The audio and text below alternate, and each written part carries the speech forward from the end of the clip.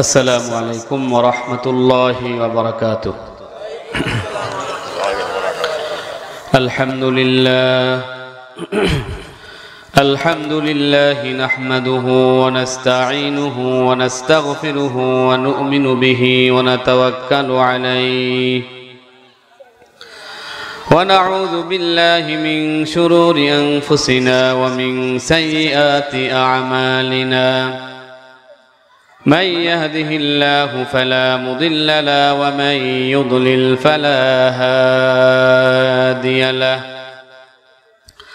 ونشهد أن لا إله إلا الله وحده لا شريك له الذي أكمل الله به قسر النبوة أي ختم الله به النبوة وحكم أن لا نبي بعده وأعلن في القرآن بالبرهان أنه قال خاتم النبيين والمرسلين الذي يرسله بالحق بشيرا ونذيرا وداعيا إلى الله بإذنه وسراجا منيرا. أما بعد فقد قال الله تعالى في كلامه المجيد وفي فرقانه الحميد. সকলে পড়ুন আউযু বিল্লাহি মিনাশ শাইতানির রাজিম। বিসমিল্লাহির রাহমানির রাহিম। ইল্লা মান তাবা ওয়া আমানা ওয়া আমিলা আমালান সালিহান فأولئك يبدل الله سيئاتهم حسنات وكان الله غفورا رحيما. وقال تعالى لقد كان لكم في رسول الله أسوة حسنة صدق الله مولانا العظيم. وقال النبي صلى الله عليه وسلم إنما بعثت لكثرة المزامير أو كما قال عليه الصلاة والسلام. وقال تعالى في شان حبيبه مخبرا وآمرا إن الله وملائكته يصلون على النبي يا أيها الذين آمنوا صلوا عليه وسلموا تسليما. بلغ العلا بكماله كشف الدجى بجماله حسنت جميع خصاله.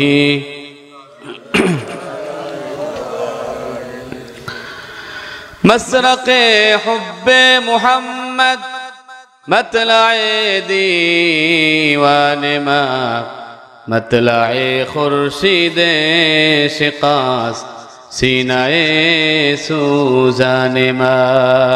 بلغ العلا بکماله كشف الدجى بجماله সকলে পড়ি خصاله সাল্লু।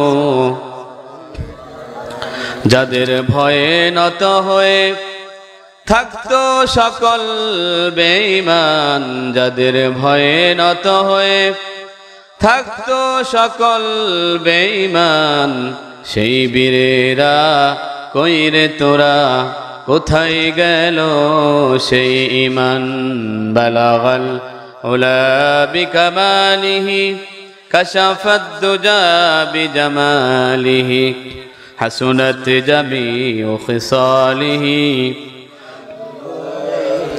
একটু জিকির করি লা ইলাহা ইল্লাল্লাহ লা ইলাহা জোরে জোরে পড়ে সবাই আন্তরিকভাবে লা ইলাহা ইল্লাল্লাহ লা ইলাহা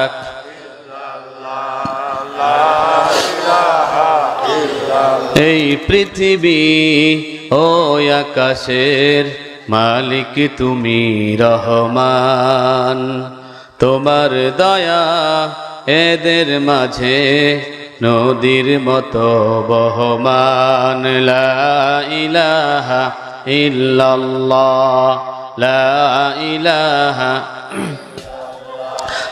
লা ইলাহা জোরে লা ইলাহা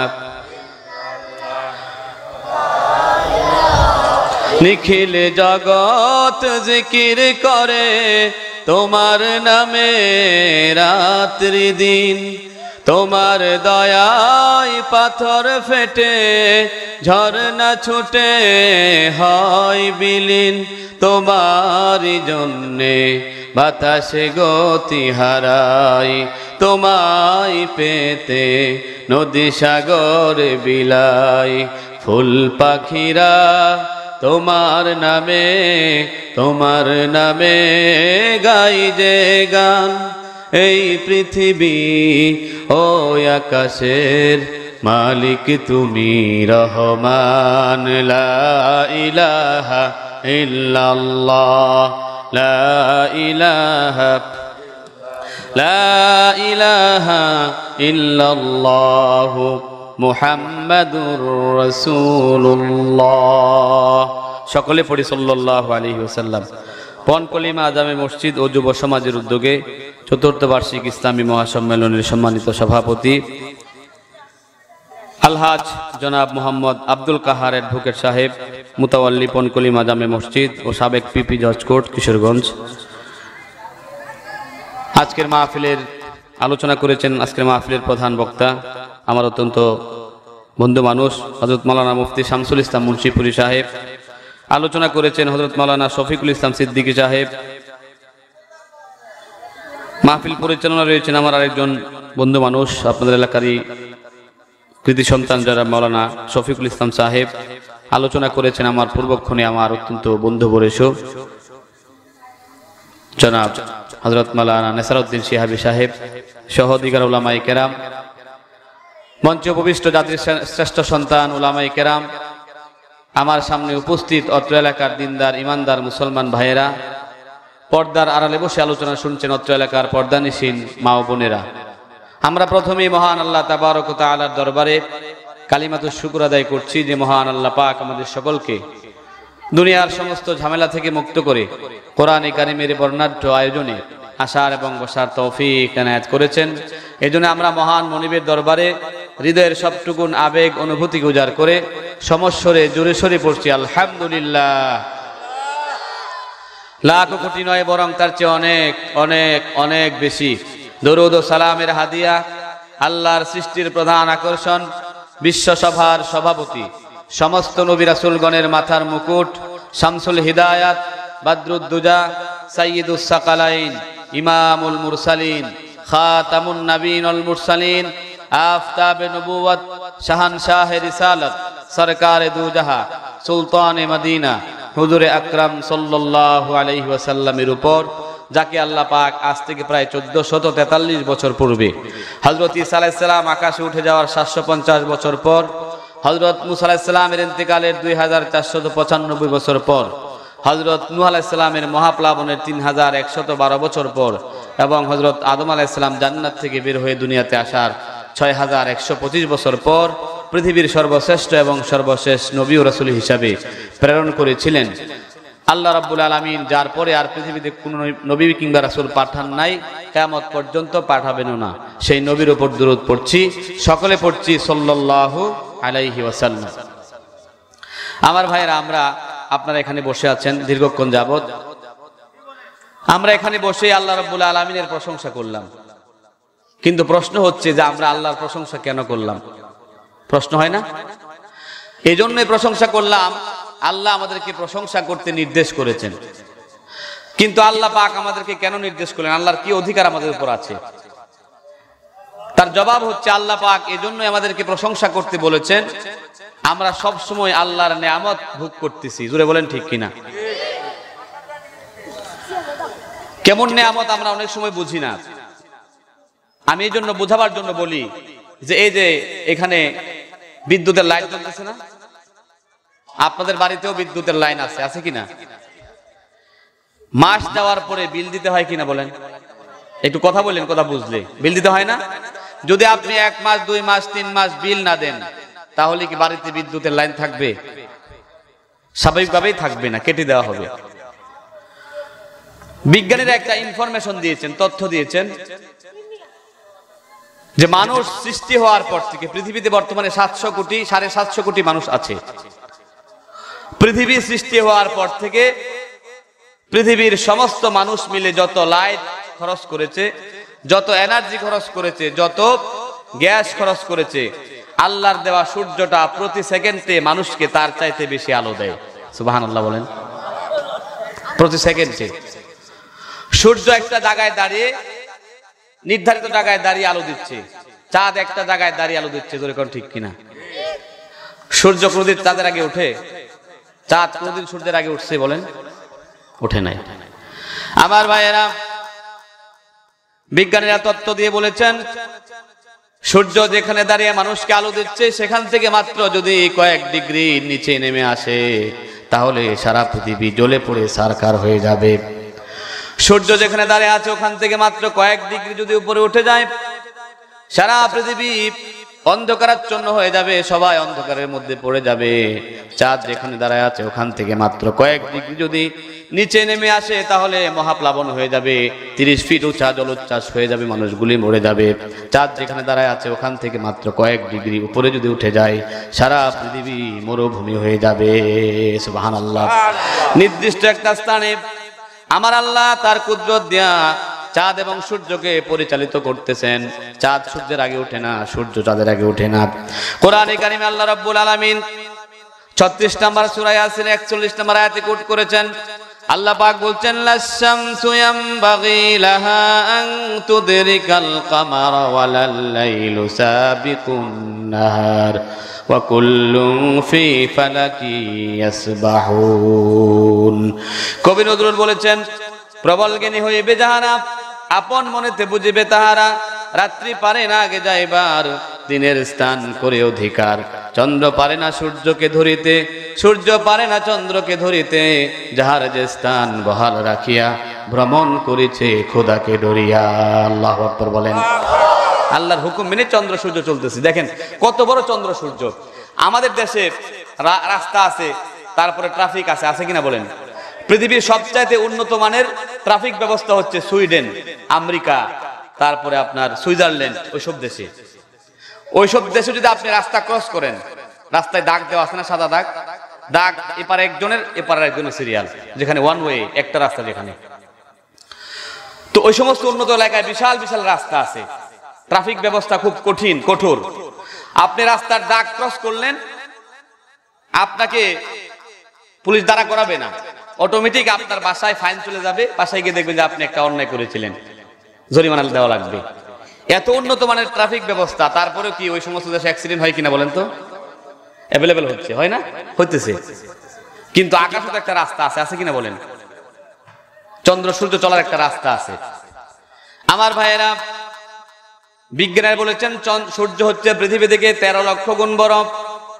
এমন 13 লক্ষ গুণ বড় সূর্য, একটা দুইটা নয়, কোটি কোটি সূর্য খেয়ে হজম করতে পারে এমন তারকা আল্লাহ আকাশে সৃষ্টি করেছেন। একটা দুইটা নয়, হাজার হাজার কোটি কোটি। সুবহানাল্লাহ। বিজ্ঞানীরা বলেছেন অতি অনুবীক্ষণ যন্ত্র টেলিস্কোপের মাধ্যমে দেখেছেন প্রথম আকাশে তারকা চলার জন্য যে রাস্তা আছে, পথ আছে, সেটাকে বলা হয় গ্যালাক্সি বা ছায়াপথ বলা হয়। প্রথম আকাশে 10 থেকে 15,000 কোটি গ্যালাক্সি আল্লাহ তৈরি করেছেন। জোরে কোন সুবহানাল্লাহ। পথ তো বুঝেন নাকি? প্রথম আকাশে 10 থেকে 15,000 কোটি পথ আছে তারকা চলার জন্য। এক একটা পথ দিয়ে প্রতিনিয়ত দৈনিক সকাল সন্ধ্যা সারা দিন রাত 10 থেকে 15,000 কোটি তারকা একসাথে চলে। কিন্তু এত বিশাল বিশাল তারকা ধাক্কা লেগে কোনোদিন কি অ্যাক্সিডেন্ট করছে বলেন? করছে? কেন করেন নাই? ট্রাফিক ব্যবস্থা তো নাই, ওখানে পুলিশ দাঁড়ানো নাই, কিচ্ছু নাই, সিগন্যাল দেয় না, কিন্তু আল্লাহর হুকুম মেনে চলছে। জোরে কোন সুবহানাল্লাহ। আর আমরা আল্লাহর হুকুম মানি না। সামান্য একটা মানুষ 2 হাত 3 হাত রাস্তা লাগে চলতে, এখানে গিয়ে আমরা অ্যাক্সিডেন্ট করি, কেন? আল্লাহর হুকুম মানি না। এই জন্য ওরা আল্লাহর হুকুম মানতেছে, কোনো সমস্যা নাই। তো আল্লাহ পাক আমাকে সূর্যের আলো দিলেন, আমাদেরকে দিয়েছেন, এটা একটা নিয়ামত। 2 নম্বরে নিয়ামত দেখেন, আমরা এখানে বসে বসে একটা নিঃশ্বাস ছাড়তেছি, এটার নাম কি বলেন তো? ছাড়তেছি কোনটা? Carbon die oxide. যেটা গ্রহণ করছি সেটার নাম হচ্ছে অক্সিজেন। এখন কার্বন ডাই অক্সাইড হচ্ছে বিষাক্ত, আর অক্সিজেন হচ্ছে আমাদের উপযোগী। কিন্তু পৃথিবীর কোথাও কোনো হাসপাতাল, কোনো দেশ এমন কোনো মেশিন তৈরি করতে পারে নাই যে মেশিন দিয়া আপনার দেহ থেকে নিঃসৃত বিষাক্ত কার্বন ডাই অক্সাইডকে অক্সিজেন বানাবে। এরকম কোনো মেশিন পৃথিবীতে আমার জানা মতে আবিষ্কার হয় নাই। কেউ মনে জানেন না, ভাইজানও জানবেন না, আবিষ্কার হয় নাই, হবেও না কিয়ামত পর্যন্ত। কিভাবে হয়? অক্সিজেন তৈরি করেন আল্লাহ। কিভাবে? আমার ভাইয়েরা, বিজ্ঞানীরা বলেছেন সূর্যের একটা আলো আছে আলট্রাভায়োলেট রে, অতি বেগুনি রশ্মি আলো, আর গাছের পাতার রং করেছেন সবুজ। সেই সূর্যের আলো আর গাছের পাতার সবুজ রং যখন মিলিত হয়, সঙ্গে সঙ্গে আমার আল্লাহ মানুষের দেহ থেকে নিঃসৃত বিষাক্ত কার্বন ডাই অক্সাইডকে অক্সিজেন বানায় ছেড়ে দেন।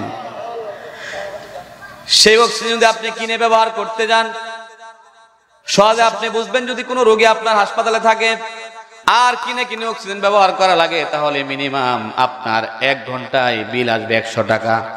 যদি 100 টাকা 1 ঘন্টায় অক্সিজেনের বিল হয়, 24 ঘন্টায় বিল আসবে কত বলেন? 2400 টাকা, 2500 টাকা বিল আসবে।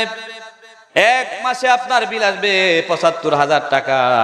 1 বছরে আপনার বিল আসবে প্রায় 8,40,000 টাকা। কোন সুবহানাল্লাহ! 8,40,000 টাকা আসবে 1 বছরে অক্সিজেনের বিল। যদি আপনি 50 বছর বাঁচেন, 5,40, 6,000 কোটি টাকা আসবে বিল। কোন সুবহানাল্লাহ! বিল দেওয়া লাগছে কোনোদিন বলেন? দেওয়া লাগে না। আমরা এখানে বসে আছি, আমাদের দেহের মধ্যে একটা হার্ট আছে, আছে না? সবার দেহে হার্ট আছে। আমরা এখন সহজে বুঝি, একটা মানুষ মারা গেলে কি করে মারা গেছে? কয় হার্ট অ্যাটাক করছে। হার্ট অ্যাটাক কিভাবে হয়? হার্টটা এরকম এই সিস্টোলিক ডায়াস্টোলিক সংকুচন সম্প্রসারণ হচ্ছে প্রতিনিয়ত। হার্টের কাজ হচ্ছে আপনার রক্ত মাথা থেকে পা পর্যন্ত, পা থেকে মাথা পর্যন্ত রক্তকে পরিচালনা করে, সার্কুলেশন করে। যদি আপনার মাথার মধ্যে শুধু রক্ত থাকে, তাহলে মাথা কি হবে? নষ্ট হয়ে যাবে। কারে মারবেন, কারে ধরবেন, কিচ্ছু বুঝবেন না। যদি রক্ত এক পাশে থাকে আর এক পাশে না থাকে, তাও আপনি চলতে পারবেন না, প্যারালাইসিস হয়ে যাবে। রক্তটা মাথা থেকে নিয়ে পা পর্যন্ত পরিচালিত করার জন্য আমার আল্লাহ পাক চিকিৎসা বিজ্ঞানীরা বলেছেন যে মাথা থেকে পা পর্যন্ত মানুষের দেহের মধ্যে শুধু রক্তনালী আছে 97,000 বর্গ মাইল। জোরে কোন সুবহানাল্লাহ! 97,000 বর্গ মাইল রক্তনালী আছে। এই রক্তনালী দিয়ে আল্লাহ রক্তকে পরিচালিত করতেছেন। তবে কথা হচ্ছে, এই যে হার্ট আমাদের রক্তকে, খাদ্য থেকে রক্ত তৈরি হয়, সে রক্তগুলিকে পরিশোধন করে রিফাইন করে চালাচ্ছে হার্ট। এই রক্ত রিফাইন করার জন্য দেখেন তো কি হচ্ছে, প্রতিদিন 40,000 লিটার রক্তকে সে পরিষ্কার করে, যার মোটামুটি বিল আসবে দৈনিক 40,000 টাকা। সুবহানাল্লাহ বলেন। হার্টের বিল দৈনিক আসবে মিনিমাম কত? 40,000 টাকা। যদি দৈনিক 40,000 টাকা হয়, তাহলে এক মাসে কত হবে? 12 লক্ষ টাকা। 1 বছরে হবে 1,75,000 টাকা, 75 লক্ষ টাকা। 50 বছর বাঁচলে আপনার বিল আসবে মিনিমাম 200 কোটি টাকা। কোন সুবহানাল্লাহ! আমার ভাইয়েরা, আল্লাহ পাক বলেন, বান্দা সূর্যের আলো দিলাম, চাঁদের জ্যোৎস্না দিলাম, তোমার হার্ট তোমার কাজ করলো, তোমাকে আমি অক্সিজেন দিলাম, সবকিছু দিলাম, কিন্তু আমি আল্লাহ তো কোনোদিন বিলের কাগজ দিয়ে পাঠাই নাই। জোরে কোন ঠিক কিনা? আল্লাহ পাক বলছেন, বান্দা আমার নিয়ামতগুলি ভোগ করো, আর মাঝে মধ্যে পড়ো আলহামদুলিল্লাহি রাব্বিল আলামিন। বান্দা পড়ো, all praises go to Allah, lord of the worlds. প্রশংসা করছি সে আল্লাহর, যিনি সমস্ত পৃথিবীর একচ্ছত্র মালিক। আল্লাহ বলেন, আমার প্রশংসা করলে আমি নিয়ামত আরো বাড়ায় দেখি। সুবহানাল্লাহ! আমি মাত্র 2-1টা নিয়ামত দেখালাম।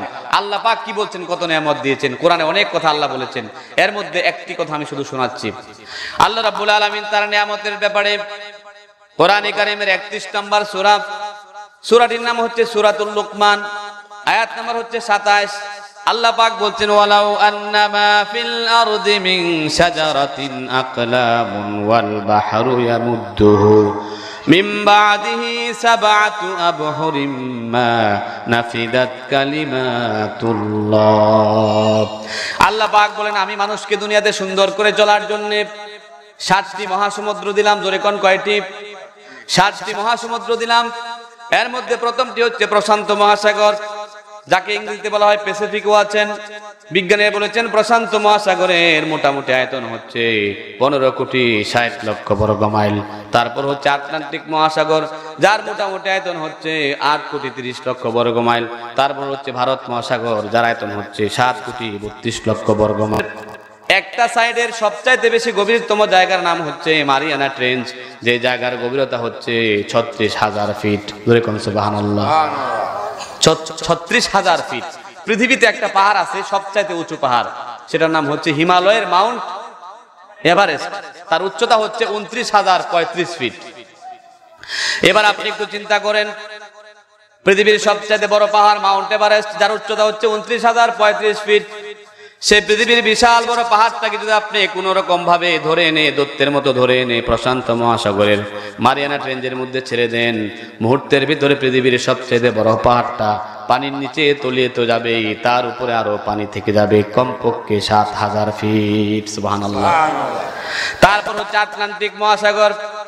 আটলান্টিক মহাসাগরের সবচেয়ে গভীরতম জায়গার নাম হচ্ছে পুয়ের্তো রিকো, যার গভীরতা হচ্ছে 33,000 ফিট। যদি আপনি সেক্ষেত্রে পৃথিবীর সবচেয়ে উঁচু পাহাড় মাউন্ট এভারেস্টকে ধরে এনে আটলান্টিক মহাসাগরের পুয়ের্তো রিকোতে ছেড়ে দেন, তাহলে মুহূর্তের ভিতরে এই পাহাড়টা তো তলিয়ে যাবে, তার উপরে আরো পানি থেকে যাবে কমপক্ষে 4,000 ফিট। আল্লাহ পাক কি বুঝালেন? আল্লাহ বলেন এত বিশাল বিশাল মহাসমুদ্র, এমন 7টা মহাসমুদ্র। পৃথিবীতে সাগর আছে 100-র মতো, উপসাগর আছে 80টি। খালবিল, নদ নদী, পদ্মা, মেঘনা, যমুনা, কুশিয়ারা, বুড়িগঙ্গা, শীতলক্ষ্যা, সুরমা নদী, সব নদীর পানি যদি কালি হয়ে যায়, আর পৃথিবীর সমস্ত গাছকে যদি আল্লাহ কলম বানায় দেন, সেই কালিয়ার কলম দিয়ে দুনিয়ার মানুষ এবং জিনেরা মিলে যদি আল্লাহর প্রশংসা বাণী লিখতে শুরু করে দেয়, কিয়ামত পর্যন্ত লিখতে পারবে, কিন্তু আল্লাহর প্রশংসার কোটি গুণের 1 গুণও শেষ করা যাবে না। সুবহানাল্লাহ। যদি লিখতে শুরু করি কলম কালি হবে শেষ, যদি গাইতে শুরু করি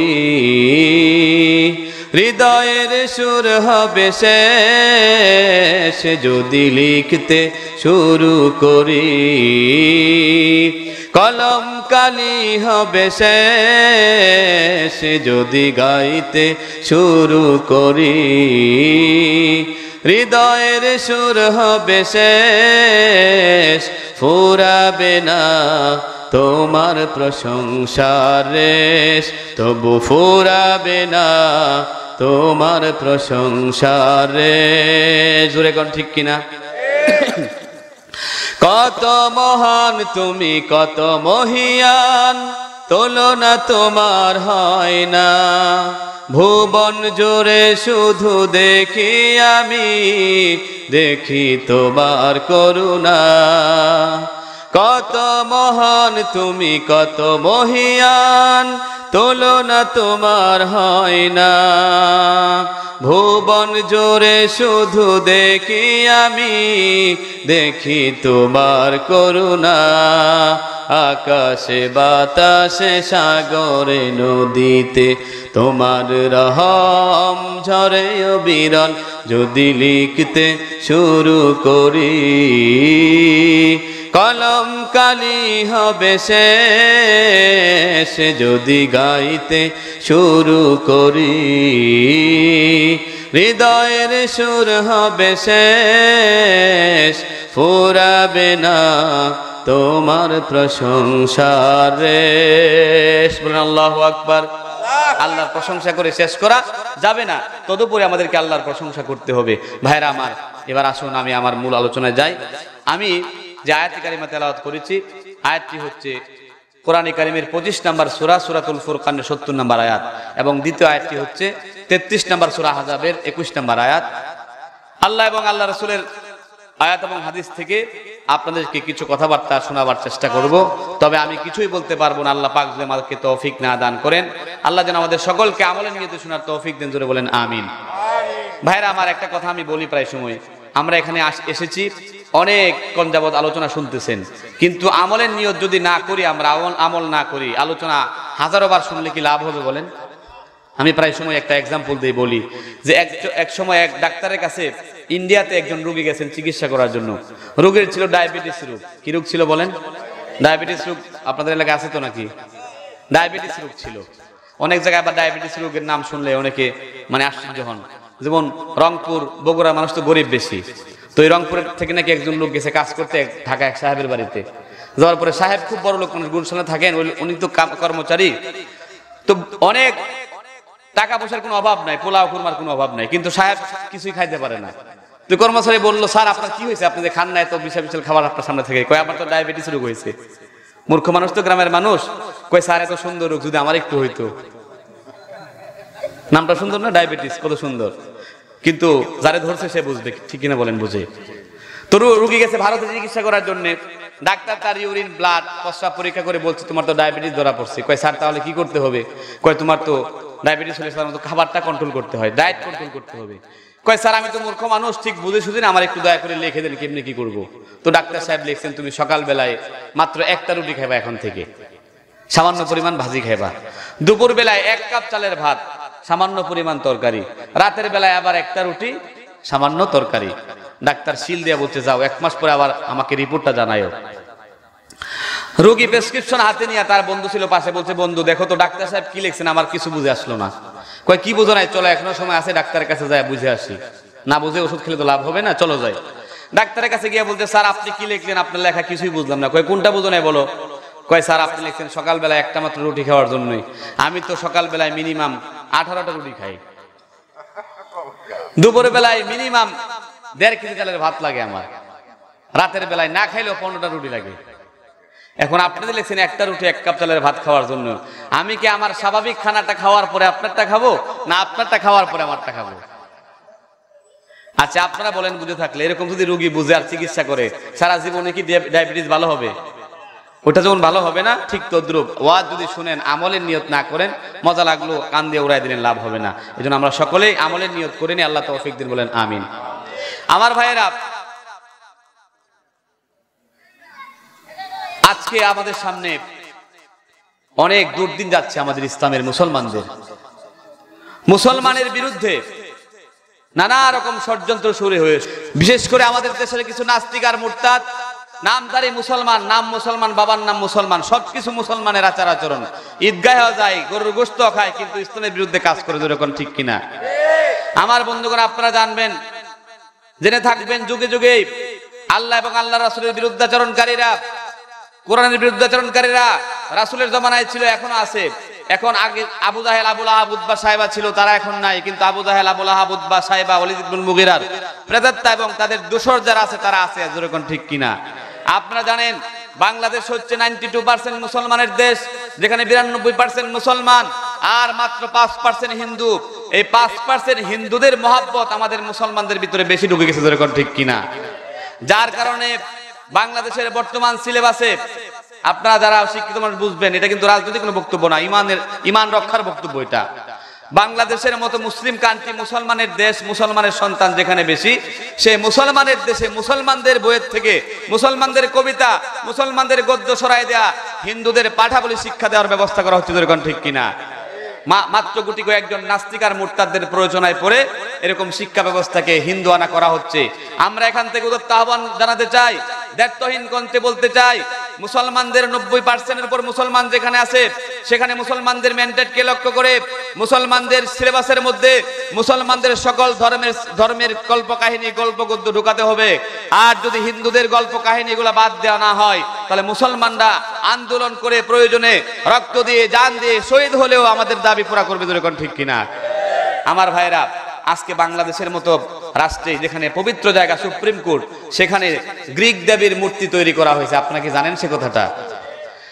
আপনারা বলেন কেন তৈরি করা হয়েছে? বলা হচ্ছে যে এটা হচ্ছে ন্যায়ের প্রতীক, জোরে কোন নাউজুবিল্লাহ। আমি বলতে চাই, যদি কোনো রাষ্ট্রপতি, প্রধানমন্ত্রী, বড় কোনো মন্ত্রী বা সচিব যাই হোক না কেন, যত বড় শিক্ষিত হোক না কেন, সে হাইকোর্টের না সুপ্রিম কোর্টের নয়, জাতিসংঘের বিচারপতিও যদি হয়ে যায়, আর যদি সে যদি বলে যে গ্রিক দেবী ন্যায় বিচারের প্রতীক, সঙ্গে সঙ্গে তার ঈমান চলে যাবে, সে আবু জাহেলের মতো কাফের হয়ে যাবে। দুরকম ঠিক কিনা? কারণ ন্যায়ের প্রতীক হচ্ছে একমাত্র মুহাম্মদুর রাসূলুল্লাহ সাল্লাল্লাহু আলাইহি সাল্লাম, আর ন্যায় শিক্ষা দেওয়ার একমাত্র গ্রন্থ হচ্ছে আল কোরআন। দুরকম ঠিক কিনা? অতএব আমরা এখান থেকে দাবি জানাতে চাই, আমাদের উলামায়ে কেরাম আহমদ শফী দামাত বারকাতুহুম, হেফাজত ইসলামের উলামায়ে কেরাম সহ অনেকে দাবি করেছেন, যদি 1 মাসের ভিতরে গ্রিক দেবীর মূর্তি তৈরি করে যদি এখানে প্রয়োজনে গ্রিক দেবীর পরিবর্তে কোরআনের ভাস্কর্য তৈরি করতে হবে, আর যদি 1 মাসের ভিতরে গ্রিক দেবীর মূর্তি ভেঙে এখান থেকে ভাস্কর্য না সরানো হয়, তাহলে বাংলাদেশের মুসলমানেরা গ্রিক দেবীর মূর্তির পা ভেঙে বঙ্গোপসাগরে নিক্ষেপ করবে। দুরকম ঠিক কিনা? আমার ভাইয়েরা, এটা দলীয় কোনো কথা নয়, জেন্ডা নয়, এটা হচ্ছে আমার ঈমানের কথা। দুরকম ঠিক কিনা? আমার ভাইয়েরা, রাসূল করিম সাল্লাল্লাহু আলাইহি সাল্লাম 10 বছর মদিনায় থাকার পরে যখন মক্কা বিজয় করেছিলেন, মক্কাতে আসার পরে তিনি বলছিলেন, তোমরা আমার কাছে কেমন ব্যবহার চাও?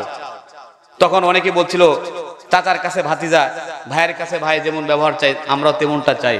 রাসূল বলছিলেন, লা তাসরিবা আলাইকুমুল ইয়াউম, আজকের দিনে তোমাদের উপর কোনো অভিযোগ নাই, আমি সবাইকে মাফ করে দিলাম। কোন সুবহানাল্লাহ। আল্লাহ রাসূল সবাইকে মাফ করে দিয়েছিলেন, কিন্তু মূর্তিকে ছেড়ে দেন নাই। জোরে কোন ঠিক কিনা? তিনি লাঠি নিয়ে কাবা শরীফে প্রবেশ করেছেন, আর মূর্তির মধ্যে রেখেছেন, আর বলছেন, কুল জা আল হক ওয়া যাহাকাল বাতিল। আল্লাহ রাসূল এই কথা বলছেন, আর একটা একটা করে মূর্তি ভেঙেছেন। জোরে কোন সুবহানাল্লাহ। অতএব যে রাসূল মূর্তি ভেঙেছেন, ইব্রাহিম নবী মূর্তির জন্য আগুনে নিক্ষিপ্ত হয়েছিলেন, রাসূল করিম সাল্লাল্লাহু আলাইহি সাল্লাম আমাদের জন্য সুপারিশ করবেন। যে নবী মূর্তি ভেঙে উম্মতের জন্য মূর্তি ভাঙার রীতি প্রচলন করে গিয়েছেন, সেই নবীর উম্মত দাবি করে কেউ যদি মূর্তিকে মহব্বত করে, মূর্তির ভাস্কর্য নির্মাণ করে, সে কোনোদিনও আল্লাহর নবীর উম্মত হতে পারে না, পারে না, পারে না। জোরে কোন ঠিক কিনা? এজন্য আমরা বলতে চাই, মূর্তির সাথে কোনো মুসলমানের সম্পর্ক থাকতে পারে না, কারণ এটা হচ্ছে মুসলমানের দেশ। প্রতিনিয়ত সকাল বেলায় আমরা আজানের আওয়াজ শুনে আমাদের ঘুম ভাঙে, আবার আজানের আওয়াজ শুনে ঘুম যায় আমরা। জোরে কোন ঠিক কিনা? এদেশে আল্লাহু আকবারের সুরে সূর্য ওঠে, এদেশে আল্লাহু আকবারের সুরে সূর্য ডোবে, এদেশে আল্লাহু আকবারের সুরে সূর্য ওঠে, এদেশে আল্লাহু আকবারের সুরে সূর্য ডোবে। ঠিক কিনা বলেন? এদেশের গঞ্জে গ্রামে খোদার নামের তসবিহ হাতে, কত পীর আউলিয়াদের অশ্রু ঝরে গভীর রাতে। এদেশের গঞ্জে গ্রামে খোদার নামের তসবিহ হাতে, কত পীর আউলিয়াদের অশ্রু ঝরে গভীর রাতে। যে দেশের সন্তানেরা মক্তবে যায় কোরআন বুকে, সে দেশে আল কোরআনের শাসন কায়েম করতে হবে। এদেশে আল্লাহু আকবারের সুরে সূর্য ওঠে, এদেশে আল্লাহু আকবারের সুরে সূর্য ডোবে। জোরে কর ঠিক কিনা? অতএব আমরা সকলে কোরআন নিয়ে বাঁচতে চাই, কারণ আমাদের মধ্যে আমাদের চেয়ে দেশ বড়, দেশে বলি না আমাদের চেয়ে নেতা বড়, নেতার চেয়ে দেশ বড়, কিন্তু আমরা বলতে চাই আমার চেয়ে নেতা বড়, নেতার চেয়ে দেশ বড়, দেশের চেয়ে আমার ইসলাম বড়, ইসলামের চেয়ে আমাদের নবী বড়, নবীর চেয়ে আল্লাহ বড়। ধরে কোন ঠিক কিনা? অতএব আল্লাহ রাসূলের ঈমান, আল্লাহ রাসূলের মর্যাদা রক্ষা করতে গিয়ে, মুসলমানদের ঈমান রক্ষা করতে গিয়ে, মূর্তির পক্ষে মূর্তির বিরুদ্ধে আন্দোলন করতে গিয়ে যদি আমাদেরকে ডাক দেওয়া হয় রাজপথে নামার জন্য, রক্ত দেওয়ার জন্য, জান দেওয়ার জন্য, কারা কারা প্রস্তুত আছেন? দুই হাত উঁচু করে আল্লাহকে দেখা দেন। আল্লাহু আকবার। হাত নামান। আমার ভাইরা, আসুন এবার কোরআনে কারিমে যে আয়াতে কারিমা তেলাওয়াত করেছি, আল্লাহ পাক বলছেন, ইল্লা মান তাবা ওয়া আমানা ওয়া আমিলা আমালান সালিহা। আল্লাহ বলেন, যে ব্যক্তি ঈমান আনলো, নেক কাজ করলো, তওবা করলো। কয়টা কাজ বলেন? ঈমান আনলো, নেক কাজ করলো, তওবা করলো, ফাউলাইকা ইউবাদদিলুল্লাহু সাইয়্যাতিহিম হাসানাত। আল্লাহ পাক এই সমস্ত বান্দাদের, এমন বান্দাদের পিছনের সবগুলা গুনাহকে মাফ করে দিবেন। কোন সুবহানাল্লাহ। শুধু মাফই করবেন না, আল্লাহ বলছেন আমি গুনাহগুলিকে মাফ করে, গুনাহগুলিকে ডিলিট করে, যে গুনাহ থাকবে গুনাহগুলিকে নেক দ্বারা পরিবর্তন করে আমি আল্লাহ তাআলা জান্নাতি বানায় দিব। কোন সুবহানাল্লাহ। আমরা কি এখানে যারা আছি, কেউ কেমন আছি যে হুজুর আমার তো গুনাহই নাই, মাফ করাবার কি দরকার আছে? আছে কেউ এরকম? সবার গুনাহ আছে। এজন্য গুনাহটা কিভাবে মাফ হবে সেই বিষয়টা আমি আপনাদের সামনে তুলে ধরবো। তবে এই বিষয়টা বোঝার জন্য আমাদেরকে একটি হাদিস থেকে ঘটনা শুনতে হবে। ঘটনা বুঝবেন যে আল্লাহ কিভাবে আমাদের গুনাহ মাফ করবেন। শুনবেন তো ইনশাআল্লাহ? যদি 1 ঘন্টা সময় লাগে বসে থাকবেন তো? আলহামদুলিল্লাহ। আল্লাহ রাব্বুল আলামিনের নবী মুহাম্মদুর রাসূলুল্লাহ একটি হাদিস বর্ণনা করেছেন। হাদিসের রাবী হচ্ছে হযরত আব্দুল্লাহ ইবনে আব্বাস রাদিয়াল্লাহু তাআলা আনহুমা। তিনি বলছেন, আজ থেকে ১৫০০ বছর আগে শাম দেশে একজন ইহুদি বসবাস করতেন। কোন দেশে? শাম হচ্ছে বর্তমানে সিরিয়া, বাশার আল আসাদের দেশ। আগে ছিল ফিলিস্তিন, লেবানন, জর্ডান এবং সিরিয়া, 4টি রাষ্ট্র মিলে ছিল বিশাল বড় মুলকি শাম। ওই শাম দেশে একজন ইহুদি বসবাস করত। ইহুদি ব্যক্তির অভ্যাস ছিল তিনি প্রতি সপ্তাহে একবার তাওরাত কিতাব পড়তো, বাকি 7 দিন বাড়িতে থাকতো, 1 সপ্তাহ পরে আবার তাওরাত কিতাব পড়তো। আমার ভাইয়েরা, বুখারী হাদিস শরীফ সাক্ষী এবং তানবিহুল গাফিলিন আবুল্লাহ সামারকান্দি রওয়ায়াত করেছেন, আজ থেকে 1500 বছর আগে আল্লাহর বান্দা ইহুদি ব্যক্তি হঠাৎ করে একদিন তাওরাত কিতাব পড়ার জন্য যখন তাওরাত কিতাব খুললেন, তাওরাত কিতাব খুলে দেখে তাওরাত কিতাবের অন্তত 4 জায়গায় আমাদের নবী, বিশ্ব নবী, সর্বকালের সর্বশ্রেষ্ঠ নবী মুহাম্মদুর রাসূলুল্লাহ সাল্লাল্লাহু আলাইহি ওয়াসাল্লামের নামটা তাওরাত কিতাবের 4 জায়গায় লেখা। কোন সুবহানাল্লাহ। ইহুদি ব্যক্তি দেখে অবাক হয়ে গেল, মনে মনে ভাবতে লাগলো তাওরাত কিতাবটি হচ্ছে মুসা নবীর কিতাব, আর মুসা নবীর অন্তত 2495 বছর পরে বিশ্ব নবীর আগমন মাত্র পৃথিবীতে ঘটবে, যেই নবী 2500 বছর পরে আসবেন, আর আমাদের নবীর কিতাব হচ্ছে তাওরাত কিতাব। অতএব তাওরাত কিতাবে মুহাম্মদের নাম থাকবে কেন? এজন্য হাদিসের মধ্যে এসেছে ফাকাতাহা ওয়া হাররাকাহা, হিংসার বশবর্তী হয়ে ইহুদি ব্যক্তি আমার আপনার নবীর নামটা 4 জায়গা থেকে কেটে ফেললো। কোন নাউযুবিল্লাহ। 4 জায়গা থেকে কেটে ফেললো, ওয়া হাররাকাহা, আগুন দিয়া পুড়ায়া দিল। জোরে কোন নাউযুবিল্লাহ। আল্লাহ নবীর নামটা আগুন দিয়া পুড়ায়া দিল। তাওরাত কিতাব বন্ধ করে বাড়িতে চলে গেল। 1 দিন 2 দিন করে 7 দিন অতিবাহিত হওয়ার পর আবার যখন তাওরাত কিতাব পড়ার জন্য খুললো, খুলে দেখে অন্তত তাওরাত কিতাবের 8 জায়গায় বিশ্ব নবীর নামটা অটোমেটিক লেখা হয়ে গেছে। কয় জায়গায় লেখা হয়ে গেছে? 8 জায়গায় লেখা হয়ে গেছে। ইহুদি ব্যক্তি আরো ভীষণ চিন্তিত হয়ে গেল, ব্যাপারটা কি? কাটলাম 4 জায়গায় লেখা হয়ে গেল 8 জায়গায়। আবার চিন্তায় পড়ে গেল, ব্যাপারটা কি? কিতাবটি হচ্ছে মুসা নবীর কিতাব, মুসা নবীর কিতাবে শেষ নবীর নাম থাকবে কেন? এজন্য ফাকাতাহা ওয়া হাররাকাহা, আবার তাওরাত কিতাবের 8 জায়গা থেকে নবীজির নামটা কেটে দিয়ে আগুন দেয়া পুড়ায় দিল। জোরে কোন নাউযুবিল্লাহ। তাওরাত কিতাব বন্ধ করে আবার বাড়িতে চলে গেল। 1 দিন 2 দিন করে আবার 1 সপ্তাহ অতিবাহিত হওয়ার পরে তাওরাত কিতাবটা যখন আবার খুললো, খুলে দেখে তাওরাত কিতাবে অন্তত 12 জায়গায় বিশ্ব নবীর নামটা লেখা হয়ে গেছে। সুবহানাল্লাহ বলেন। একটু জিকির করি, লা ইলাহা, জোড়ে লা ইলাহা, মহাব্বতে লা ইলাহা।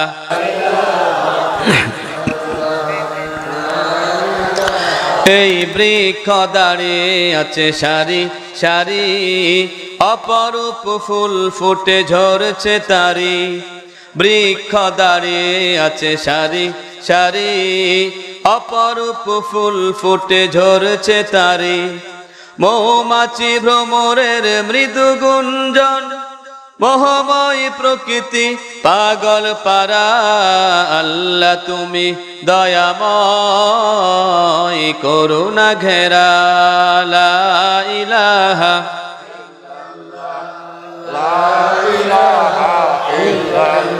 জোরে লা ইলাহা ইল্লাল্লাহ, লা ইলাহা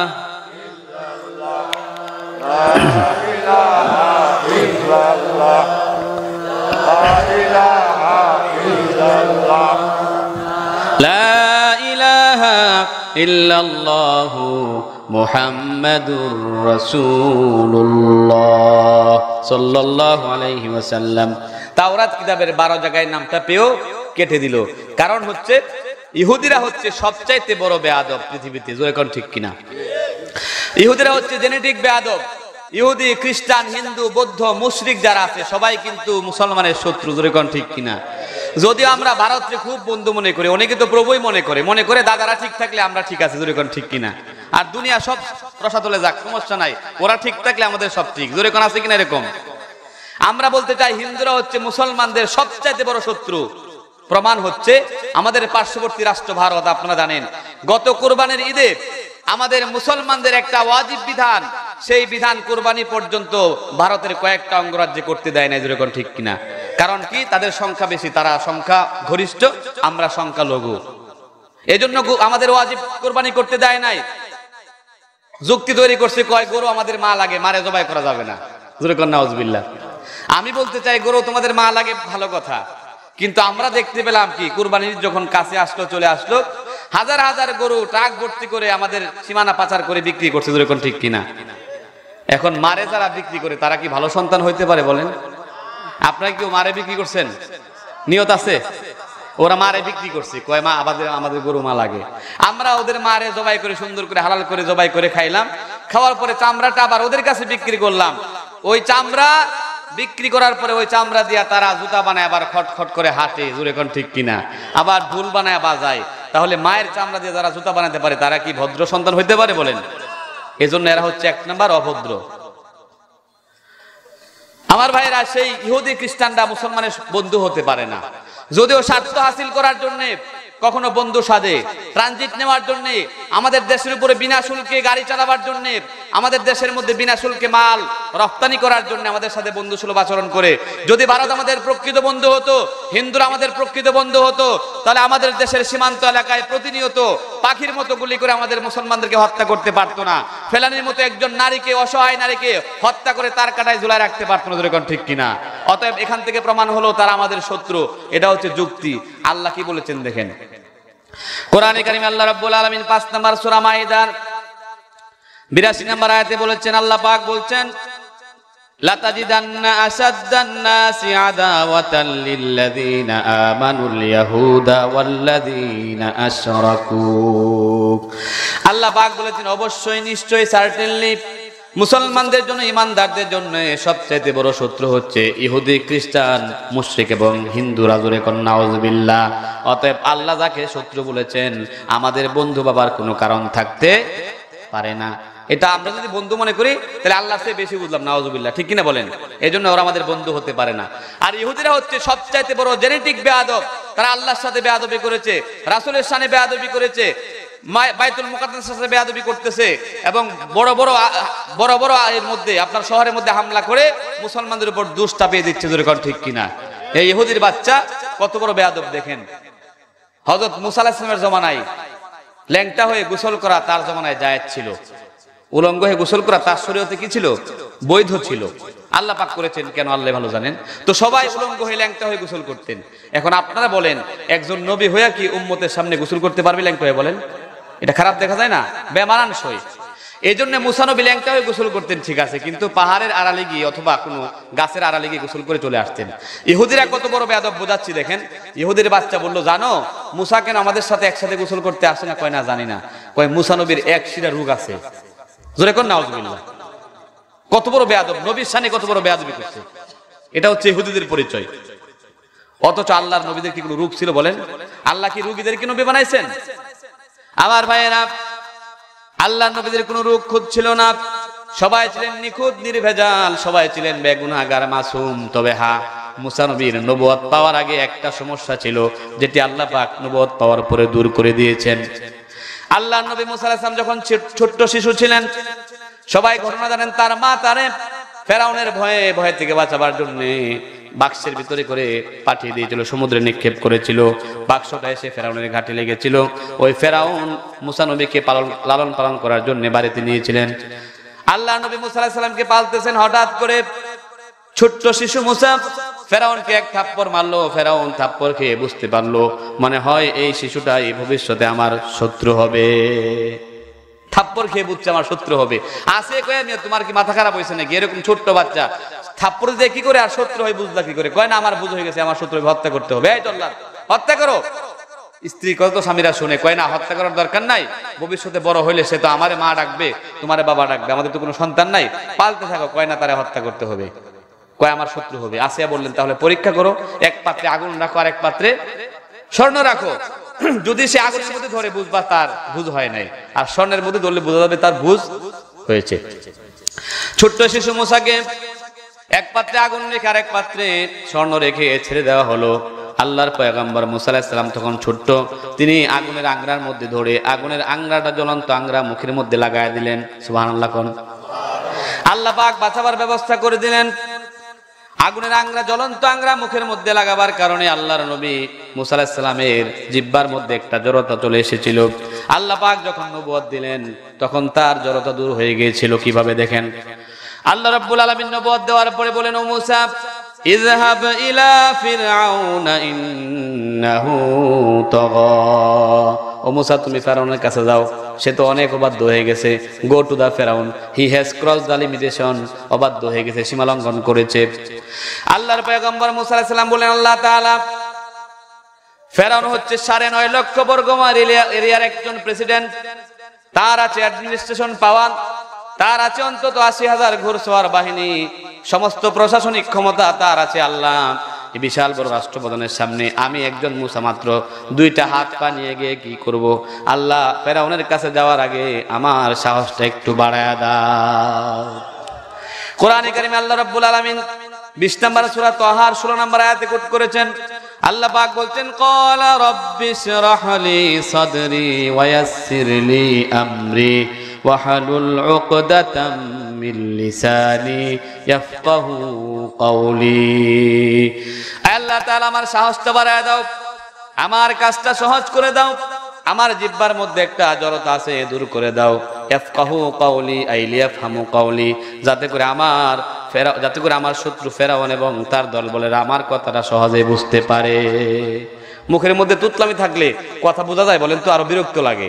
এজন্য বলছেন, আল্লাহ, আমার জিহ্বার জড়তা সরায় দাও যাতে বুঝতে পারে।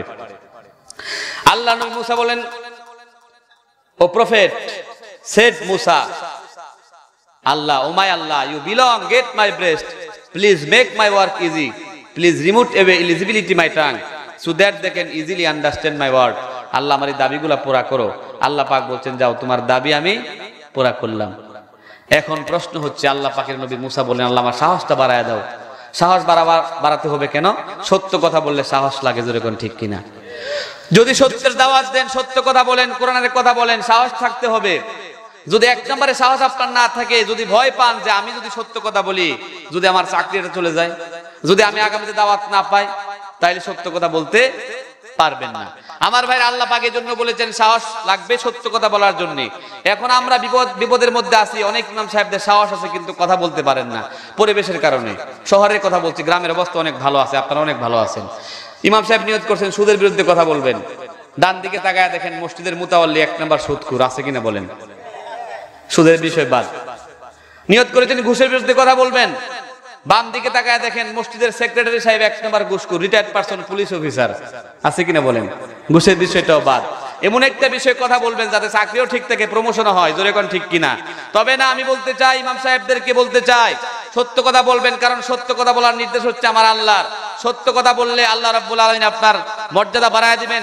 চাকরির মালিক আল্লাহ, প্রমোশনের মালিক আল্লাহ, রিজিকের মালিক আল্লাহ। সত্য কথা বললে আল্লাহ পাক আপনার সম্মান আরো বৃদ্ধি করে দেবেন, জোরে কোন ঠিক কিনা? সত্য কথা বলতে সাহস লাগবে, সাহস না থাকলে সত্য কথা বলা যাবে না। আর যদি সত্য কথা না বলেন, আমি বলতে চাই, সত্য কথা না বলতে পারলে ইমামতি বাদ দিয়া প্রয়োজনে আপনি খেত মজুরি করে খান, রিক্সা চালায় খান, তারপরে আল্লাহর কাছে বাঁচতে পারবেন। আর সত্য কথা গোপন করলে আল্লাহর কাছে বাঁচা যাবে না, জোরে কোন ঠিক কিনা? যদি সত্য কথা না বলতে পারেন, এমন ইমাম হয়ে, আলেম হয়ে লাভ নাই। আমার উস্তাদ আইনুদ্দিন আজাদ একটি সঙ্গীত সবসময় গাইতেন, আমি এই জন্য সঙ্গীত গাই। আমার উস্তাদ, তিনি মারা গেছেন, আপনারা সবাই ওনার নাম জানেন, আইনুদ্দিন আজাদ রহমতুল্লাহ আলাইহি, শুনছেন ওনার নাম? আমি ওনার ছাত্র সরাসরি, এই জন্য এগুলা মাঝে মধ্যে গাই। আপনাদের কি খারাপ লাগে? তিনি বলতেন যে সত্য কথা না বলতে পারলে ইমামতি করে লাভ নাই। কি হবে আলেম হয়ে ইমাম সেজে সমাজেতে, পারো যদি সত্য কথা উচ্চ স্বরে না বলিতে। কি হবে আলেম হয়ে ইমাম সেজে সমাজেতে, পারো যদি সত্য কথা উচ্চ স্বরে না বলিতে। চাকরির ভয় করো যদি, ছেড়ে দাও ওই না গদি। কি হবে ধোঁকা দি আল্লাহকে, কি হবে বেঁচে থেকে অযথা বিদ্যা শিখে, যদি না গড়তে পারি শোষণবিহীন সমাজটাকে, জোরে কোন ঠিক কিনা? কি হবে পুরুষ নামে জন্ম হয়ে এই ধরাতে, যদি যাই ঘুরে ফিরে ক্ষমতাটা নারীর হাতে, জোরে কোন ঠিক কিনা? ক্ষমতা ঘুরে ফিরে নারীর হাতে। শুধু ক্ষমতাই না, প্রধানমন্ত্রী নারী, আমরাই বানাইছি। বিরোধী নেত্রী তিনি নারী, আবার একজন অপোজিশন লিডার তিনিও নারী, সংসদীয় উপনেতা তিনিও নারী, সংসদের স্পিকার তিনিও নারী, বড় বড় মন্ত্রীরা নারীদের হাতে আছে। এখন শুধু বাইতুল মুকাররমের মসজিদটা বাকি আছে, জোরে কোন ঠিক কিনা? কি হবে পুরুষ নামে জন্ম হয়ে এই ধরাতে, যদি যাই ঘুরে ফিরে ক্ষমতাটা নারীর হাতে। এর চেয়ে মরাই ভালো দেশ ছেড়ে যাওয়াই ভালো। কি হবে ধোঁকা দিয়ে বিবেকটাকে, কি হবে বেঁচে থেকে অযথা বিদ্যা শিখে যদি না গড়তে পারি শোষণবিহীন সমাজটাকে, কি হবে বেঁচে থেকে। জোরে কোন ঠিক কিনা? এজন্য আমার ভাইয়েরা সত্য কথা বলতে হবে, কারণ আল্লাহর নির্দেশ। কোরআনে কারিমে আল্লাহ পাক বলছেন, ইয়া আইয়ুহাল্লাযীনা আমানুত্তাকুল্লাহ হাক্কা ইত্তাকুল্লাহ ওয়া কুলু কাওলান সাদীদা। ও মুসলমানেরা, মুমিনরা, ঈমানদাররা, ইমাম সাহেবরা, সত্য কথা বলো। O the good person, be afraid of Allah and speak the truth and he will make your activities good and pardon will you. সত্য কথা বলো, আমি আল্লাহ তোমাদের আমল সহজ করে দেব, জান্নাতে যাওয়ার জন্য জান্নাতের পথ সহজ করব। সুবহানাল্লাহ। এজন্য আমার আল্লাহর নির্দেশ সত্য কথা বলতে হবে, কিন্তু কথা যত সিধা কারো কারো হতে পারে অসুবিধা। ধরে কোন ঠিক কিনা? মদের বিরুদ্ধে বললে মদখোরের অসুবিধা, ঘুষের বিরুদ্ধে বললে ঘুষখোরের অসুবিধা, সুদের বিরুদ্ধে বললে সুদখোরের অসুবিধা, মাজারের বিরুদ্ধে বললে ভণ্ডপীরদের অসুবিধা। ধরে কোন ঠিক কিনা? এজন্য বলতে হবে যেহেতু আমার আল্লাহর নির্দেশ, আল্লাহর নির্দেশ পালন করতে গিয়ে সত্য কথা বলতে হবে। এক্ষেত্রে কারো চোখ রাঙ্গানিকে আমরা ভয় পাবো না, এবং কারো ভয়ভীতিকে আমরা উপেক্ষা করবো না। ধরে কোন ঠিক কিনা? সত্য কথা বলতে হবে যেহেতু আল্লাহর নির্দেশ। আমার ভাইয়েরা, এজন্য আসুন সত্য কথা বলার জন্য সবাই প্রস্তুত থাকুন। আল্লাহ পাক আপনার মঙ্গল করতে পারেন, আল্লাহ পাক অকল্যাণ করতে পারেন, দুনিয়ার মানুষের কোনো ক্ষমতা নাই, আছে বলেন? এজন্য সত্য কথা বলতে হবে। তো মুসা নবী বলেন, আল্লাহ আমার সাহসটা একটু বাড়ায় দাও। আল্লাহ বলেন, যাও তোমার সাহস বাড়ায় দিলাম। আল্লাহ পাক বললেন, মুসা তোমার সাহস যে বাড়ায় দিলাম, একটু পরীক্ষা করা দরকার। কোরআনে কারিমে আল্লাহ পাক বলছেন, ওয়া মা তিলকা বিয়ামিনিকা ইয়া মুসা। ও মুসা, তোমার ডান হাতে এটা কি? What is that in your right hand? ডান হাতে এটা কি? আল্লাহ নবী জবাব দিলেন, ক্বালা হিয়া আসায়া। আল্লাহ, এটা হচ্ছে আমার লাঠি, ইট ইজ মাই স্টাফ। লাঠি দিয়া কি করো? তিনি বলছেন, আতাওয়াক্কাউ আলাইহা, আমি আমার লাঠির উপর ভর দিয়ে চলি। ওয়া হুসু বিহা আলা গনামি, আমার কিছু বকরি আছে পাতা পেরে খাওয়াই। ওয়ালিয়া ফিহা মাআরিব উখরা, আর অন্যান্য কাজ আমি লাঠি দিয়া করি। সুবহানাল্লাহ। তাফসীরে জালালাইনের মধ্যে হাফিজুল হাদিস আল্লামা জালালউদ্দিন সুয়ুতী রাহমাতুল্লাহ আলাইহি বলেছেন, আল্লাহর পয়গম্বর মুসা আলাইহিস সালাম তার লাঠি দিয়ে কমপক্ষে 10টি কাজ করতে পারতেন। এক নম্বর তিনি লিখেছেন, হযরত মুসা আলাইহিস সালাম কোথাও রওনা হয়েছেন, সঙ্গে যা খাবার ছিল সব শেষ হয়ে গেছে, খাবার দাবার নাই। আল্লাহর পয়গম্বর মুসা লাঠিটাকে জমিনের মধ্যে গেড়ে দিতেন, সঙ্গে সঙ্গে গাছ হয়ে যেত। ওই গাছের থেকে কয়েক মিনিটের ভিতরে তার জন্য ফলের ব্যবস্থা হয়ে যেত। সুবহানাল্লাহ। রাস্তা দিয়ে হাঁটতেছেন মুসা নবী, সাথে কোনো লোক নাই, কথা বলার মতো কেউ নাই, নির্জন, একা একই চলতেছেন। একজন সাথী দরকার। তিনি বলছেন, লাঠিকে লক্ষ্য করে যখন কথা বলতাম, লাঠিটা মানুষের মতো করে আমার কথার জবাব দিত। সুবহানাল্লাহ। তিনি বলছেন, আমি রওনা হয়েছি, পথিমধ্যে আমার পানি শেষ হয়ে গেছে, তৃষ্ণার্ত আমি, পানির প্রয়োজন। কুয়া আছে, পানি উঠাবার ব্যবস্থা নাই, বালতি নাই, রশি নাই। তিনি বলছেন, আমার হাতের লাঠি ছিল 10 হাত লম্বা। 10 হাত লম্বা লাঠি যখন কুয়ার মধ্যে রাখতাম, লাঠিটা অটোমেটিক 40-50 হাত লম্বা হয়ে আমার জন্য পানির ব্যবস্থা করে দিত। মুসা নবী বিপদগ্রস্ত হয়ে গেছেন, নীল নদ পাড়ি দেবেন, 3 দিক থেকে শত্রু পানি, একদিকে শত্রুর আক্রমণ, বিপদগ্রস্ত হয়ে গেছেন। আল্লাহ পাক বললেন, মুসা ভয়ের কোনো কারণ নাই, আনিদ্রিব বিআসাকাল বাহার ফানফালাকা ফাকানা কুল্লু ফিরকিন কাত্তাউদিল আযীম। তিনি সমুদ্রে আঘাত করলেন, লাঠির আঘাতে সমুদ্রের ভিতরে বিশাল বিশাল 12টি ট্রাং রুট হয়ে গেল। সুবহানাল্লাহ। তিনি বলছেন, আল্লাহ আমি লাঠি দিয়ে অনেক আরো কাজ করি। আল্লাহ বলেন, তোমার কাজের ফিরিস্তি আমার শোনার দরকার নাই, তুমি তোমার হাতের লাঠিকে জমিনে ছেড়ে দাও। আলকিহা ইয়া মুসা, জমিনে ছাড়ো। ফালকাহা ফাইদা হিয়া হাইয়াতুন তাসা। তিনি যখন জমিনে লাঠি ছাড়লেন, সঙ্গে সঙ্গে বিশাল বড় একটা অজগর সাপ হয়ে দৌড়তে লাগলো। সুবহানাল্লাহ। সায়া সাতাসা। আপনারা জানেন একটা তথ্য বলি, অজগর সাপ পৃথিবীতে বর্তমানে আছে যেটা 3 টন ওজনের। এটা আমাজন জঙ্গলে আছে, ব্রাজিলের এনকুন্ডা, যেটা সবচেয়ে বড় অজগর, 3 টন ওজন। তো ওই অজগর সাপগুলি সাধারণত একটু বড় হয়, মোটা সোটা হয়, এগুলো নাড়াচাড়া করতে পারে না। কিন্তু আল্লাহর নবী মুসা আলাইহিস সালামের লাঠি দিয়ে যে সাপ হলো, সেটা অনেক বড় ছিল। কত বড় ছিল? তাফসীরে জালালাইনের মধ্যে হাফিজুল হাদিস আল্লামা জালালউদ্দিন সুয়ুতী রাহমাতুল্লাহ বলেছেন যে সাপটা এত বিশাল ছিল, একটা ঠোঁট ছিল জমিনে, আরেকটা ঠোঁট ছিল ফেরাউনের 3 তলা বিল্ডিং এর উপর। সুবহানাল্লাহ। কেউ কেউ লিখেছেন 30 মাইল লম্বা ছিল সাপ। এখন পৃথিবীর সাপ যদি 3 টন ওজন হয়ে নড়াচড়া না করতে পারে, তো উনার সাপটা নড়লো কি করে? আল্লাহ পাক বলছেন, সায়া সাতা সাপ, এত বিশাল বড় সাপ হয়েও বসে থাকে নাই, দৌড়তে শুরু করছে। সুবহানাল্লাহ। ছোটাছুটি করতেছে। এখন সাপ দেখলে সবাই ভয় পায়, ঠিক কিনা বলেন? যদি বাস একটা বাস আছে এখানে, যদি সাপ হয়ে দৌড় দেয় আপনাদের এখান থেকে, আপনারা থাকবেন নাকি? সবাই বলেন আমরা বাড়িতে হুজুর থাকে আনি, ঠিক কিনা? সবাই ভাগবেন আমারে বাদ দিয়ে, আমারে রেখে গিয়া। তো এত বিশাল বড় সাপ হয়ে গেল, মুসা নবী ভয় পেয়ে গেলেন। আল্লাহর পয়গম্বর মুসা আলাইহিস সালাম এক পা আগান তো দুই পাও পেছান, ধরবেন কি ধরবেন না? তিনি মনে মনে ভাবলেন এটা ছিল আমার হাতের লাঠি, দেখি বিশাল বড় সাপ হয়ে গেছে, আগান আবার পিছান, ধরবেন কি ধরবেন না? আল্লাহ পাক বললেন খুযহা ওয়ালা তাখাফ সানুঈদুহা সিরাতাহাল উলা। ও নবী, ভয়ের কোনো কারণ নাই। খুযহা, আপনার লাঠি দিয়া তৈরি হওয়া সাপের মধ্যে ধরেন। লা তাখাফ, ভয় করবেন না। সানুঈদুহা সিরাতাহাল উলা, আপনার হাতের লাঠি দিয়া তৈরি হওয়া সাপ আবার লাঠি হয়ে আপনার হাতে ফিরে আসবে। সুবহানাল্লাহ। আল্লাহর অর্ডার পাইলেন, ধরলেন, সঙ্গে সঙ্গে লাঠি সাপ হয়ে গেল লাঠি, আবার ছাড়লেন লাঠি হয়ে গেল সাপ, আবার ধরলেন সাপ হয়ে গেল লাঠি।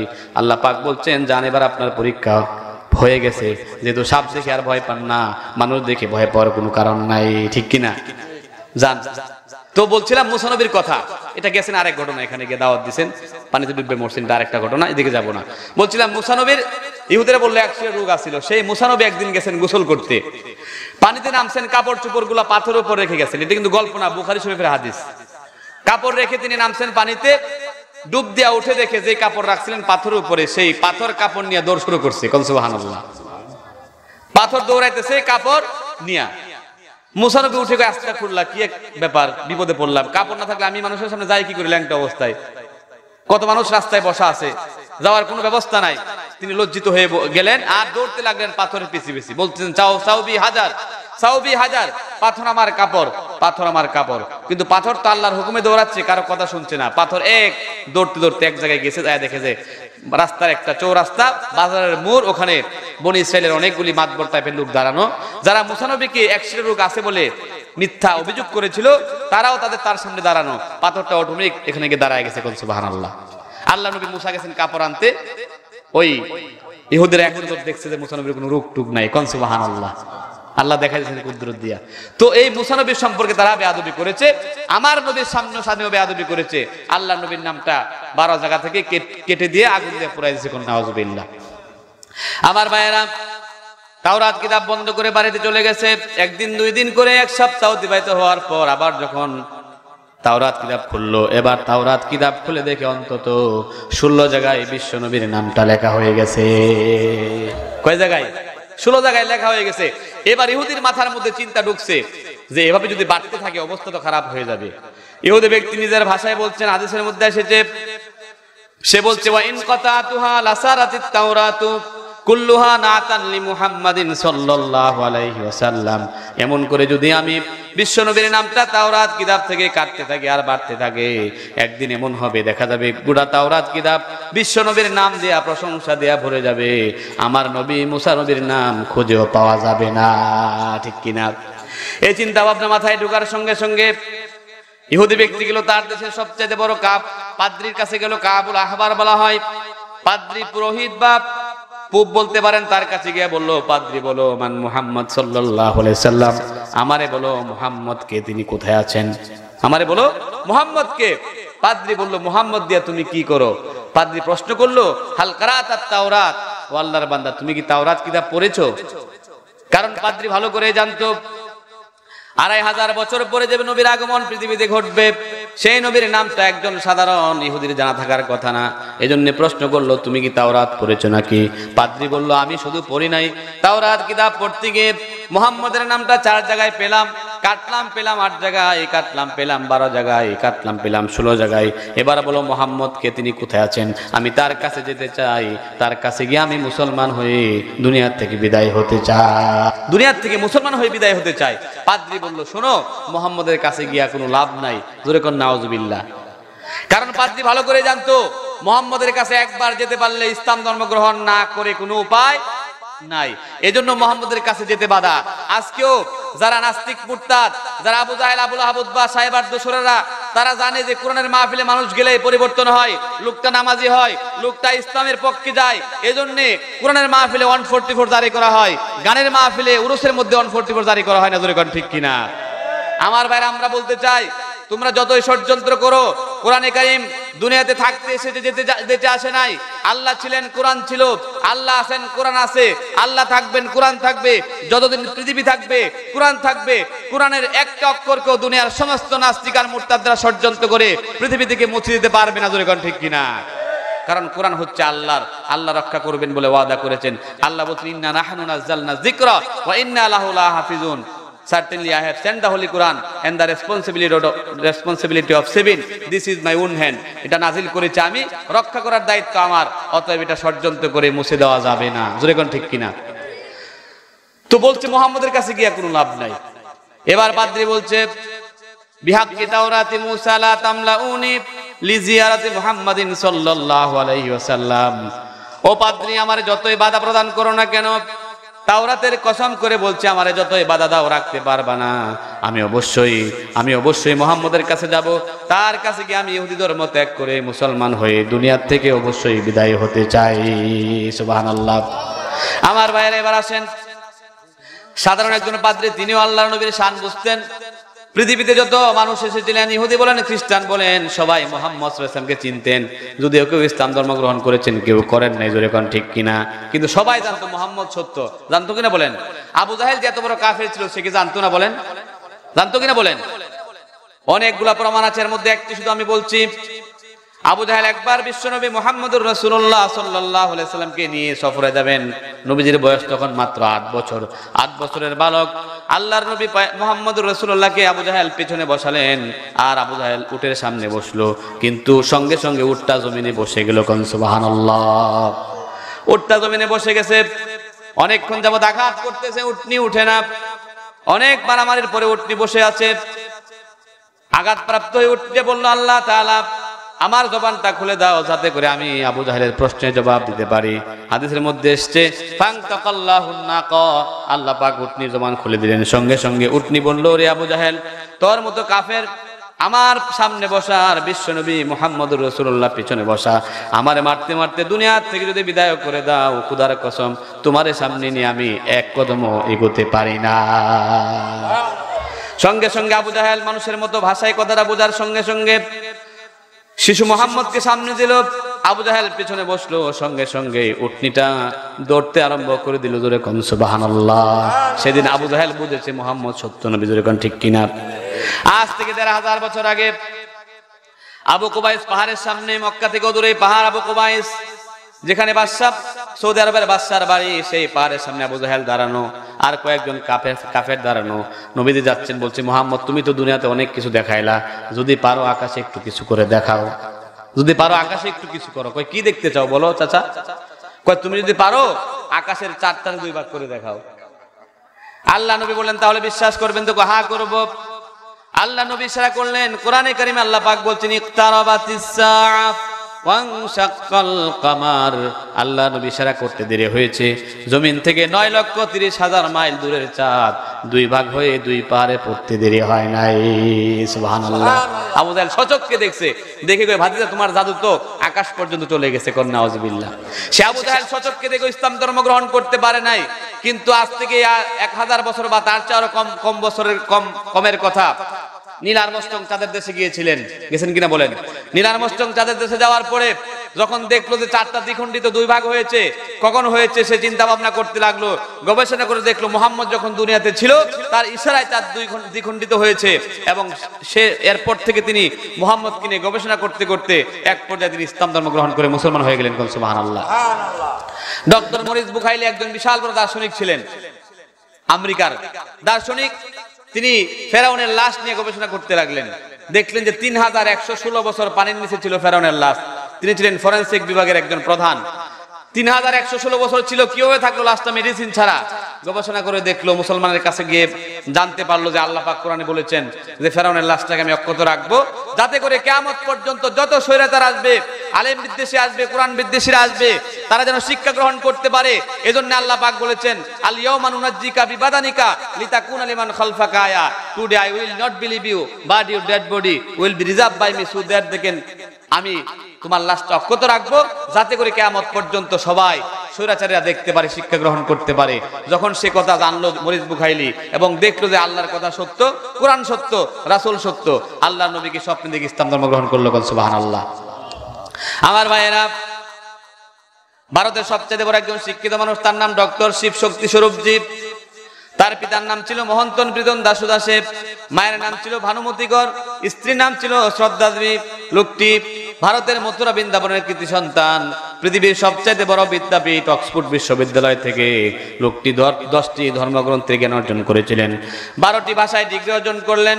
তিনি বলছেন, আমি বেদ পড়তে জানি, গীতা পড়তে জানি, ত্রিপিটক পড়তে জানি, রামায়ণ পড়তে জানি, জেন্দাবাস্তা পড়তে পারি, মহাভারত পড়তে পারি, মুসলমানের কোরআন পুরাটা পড়তে পারি, তার অর্থটা আমি বলতে পারি। জোরে কোন সুবহানাল্লাহ। সেই ডক্টর শিব শক্তি স্বরূপজি ভারতবর্ষে আসার পরে সমস্ত মানুষেরা ভারতবর্ষে আসার পরে সবাই তারে পূজা করতে শুরু করলো। কারণ হিন্দুদের অভ্যাস হচ্ছে বড় কিছু দেখলে পূজা করে, ঠিক কিনা বলেন? সাপ বড় হইলে পূজা করে, গাছ বড় হইলে পূজা করে, তারপরে মূর্তির 10টা হাত, দাঁড়াইবার ক্ষমতা নেই, বাঁশ দিয়ে দাঁড়া করে রাখতে হয়, ঠিক কিনা? তারপরে তারা পূজা করে। এমনকি মানুষ বড় হইলেও পূজা করে। আপনারা জানেন সচিন টেন্ডুলকার ভারতের একজন খেলোয়াড়, তিনি একজন ক্রিকেট খেলোয়াড়। উচ্চতায় বোধহয় আমার চেয়ে বেশি লম্বা হওয়ার কথা না, ঠিক কিনা বলেন? 5 ফুটের চেয়ে কম হবে বা 5 ফুট হতে পারে, কিন্তু অনেক খাটো। এখন খেলোয়াড় ভালো, আপনার টেস্টে, ওয়ানডে, তারপরে টি20 সব ফরম্যাটে ভালো খেলে। এজন্য এখন ভারতের লোকেরা তারে খুদা মানা শুরু করছে, তারে সেজদা দেয়। জোরে করুন নাউজুবিল্লাহ। তো বড় হইলে তারা পূজা করে। ডক্টর শিব শক্তি এত বিশাল বড় ডিগ্রি অর্জন করে আসছে, এখন তারা খুদা মানা শুরু করছে। কিন্তু ডক্টর শিব শক্তি চিন্তা করলো যে আমি যে আমার যে খুদা মানতেছে, আমি তো ইসলাম ধর্মের ব্যাপারে জানি, কোরআন পড়তে পারি, সব পড়তে পারি, আমি কি সঠিক ধর্মে আছে কিনা না আছে জানা দরকার। তিনি অনেক বড় ঘটনা গবেষণা করতে লাগলেন। করতে করতে এক পর্যায়ে কোরআন পড়ে দেখলেন ইসলামই সত্য, আল্লাহ সত্য, রাসূল সত্য। এজন্য তিনি গবেষণা করে এক পর্যায়ে রাসূলকে নিয়ে ভাবতে লাগলেন। একদিন, 2 দিন, 3য় দিনের মাথায় স্বপ্ন যুগে আল্লাহ রাসূলকে দেখে তিনি ইসলাম ধর্ম গ্রহণ করলেন। জোরে কোন সুবহানাল্লাহ। নবীর হাত ধরে ইসলাম ধর্ম গ্রহণ করলেন। নাম রাখা হলো ডক্টর ইসলামুল হক। আমার বন্ধুগণ, ভারতের একজন বিশাল বড় শিক্ষিত মানুষ, তার নাম ডক্টর স্বামী বিবেকানন্দ। আমেরিকার ক্যালিফোর্নিয়া ইউনিভার্সিটিতে তিনি 3 ঘন্টা ভাষণ দিলেন ইংরেজি ভাষায়। 3 ঘন্টা 2 ঘন্টায় 1/3 আমার নবীর প্রশংসা করতে বাধ্য হয়েছেন। সুবহানাল্লাহ। ভারতের একজন বড় পণ্ডিত, তার নাম পণ্ডিত হরপ্রসাদ শাস্ত্রী। তিনি বলেছেন, এই পৃথিবীতে বিধাতার পক্ষ থেকে মানবতার কল্যাণের জন্য কোন মহামানবের আবির্ভাব যদি হয়ে থাকেন, তিনি হচ্ছেন মুহাম্মদুর রাসূলুল্লাহ সাল্লাল্লাহু আলাইহি সাল্লাম। তিনি বলছেন, আমি রামকৃষ্ণ পরমহংসদেবের নাম বলবো না, গৌতম বুদ্ধের নাম বলবো না, গুরু নানকের নাম বলবো না, বালক ব্রহ্মচারীর নাম বলবো না, আচার্য কেশবচন্দ্র সেনের নাম বলবো না, মহাবীরের নাম বলবো না, যীশু খ্রিস্টের নাম বলবো না, Lenin, Karl Marx, Abraham Lincoln, Mao Tsetung, Kemal Pasha, Maxim Gorky, Fidel Castro, Shakespeare, কারো নাম বলবো না। এই পৃথিবীতে সর্বশ্রেষ্ঠ মহামানব হচ্ছেন মুহাম্মদুর রাসূলুল্লাহ। তিনি বলছেন এই কথা। তারপরে দেখেন, ভারত সর্বশেষ বলি, আমেরিকার একজন লেখক মাইকেল এইচ হার্ট, তিনি একটা বই লিখেছেন। বইটির নাম হচ্ছে দি 100 মনীষীর জীবনী। তিনি বলছেন, আমি দীর্ঘ 10টি বছর গবেষণা করে একটি বই রচনা করেছি। 10 বছর পৃথিবীর সমস্ত মনীষীদের উপর গবেষণা করলাম। গবেষণা করার পরে তিনি বলছেন, আমি আমার বইয়ের শুরুতে আমি আমার বইটি শুরু করলাম রামকৃষ্ণ পরমহংসদের নাম দিয়ে শুরু করি নাই, গৌতম বুদ্ধের নাম দিয়ে শুরু করি নাই, গুরু নানকের নাম দিয়ে শুরু করি নাই, বালক ব্রহ্মচারীর নাম দিয়ে শুরু করি নাই, আচার্য কেশবচন্দ্র সেনের নাম দিয়ে শুরু করি নাই, মহাবীরের নাম দিয়ে শুরু করি নাই, লেনিন, কার্ল মার্কসের নাম দিয়ে শুরু করি নাই। তিনি বলছেন, এই পৃথিবীতে অনেক বড় বড় রাষ্ট্রপ্রধানরা অতিবাহিত হয়েছেন। যুক্তরাষ্ট্রের ভূতপূর্ব প্রেসিডেন্ট মিস্টার হুভারের জীবনী দিয়ে শুরু করি নাই, জার্মানির প্রেসিডেন্ট মিস্টার হার্ট হিটলারের জীবনী দিয়ে শুরু করি নাই, চীনের প্রেসিডেন্ট শি হোংসির জীবনী দিয়ে শুরু করি নাই, ইতালির প্রেসিডেন্ট সিনিয়র মুসলিনের জীবনী দিয়ে শুরু করি নাই।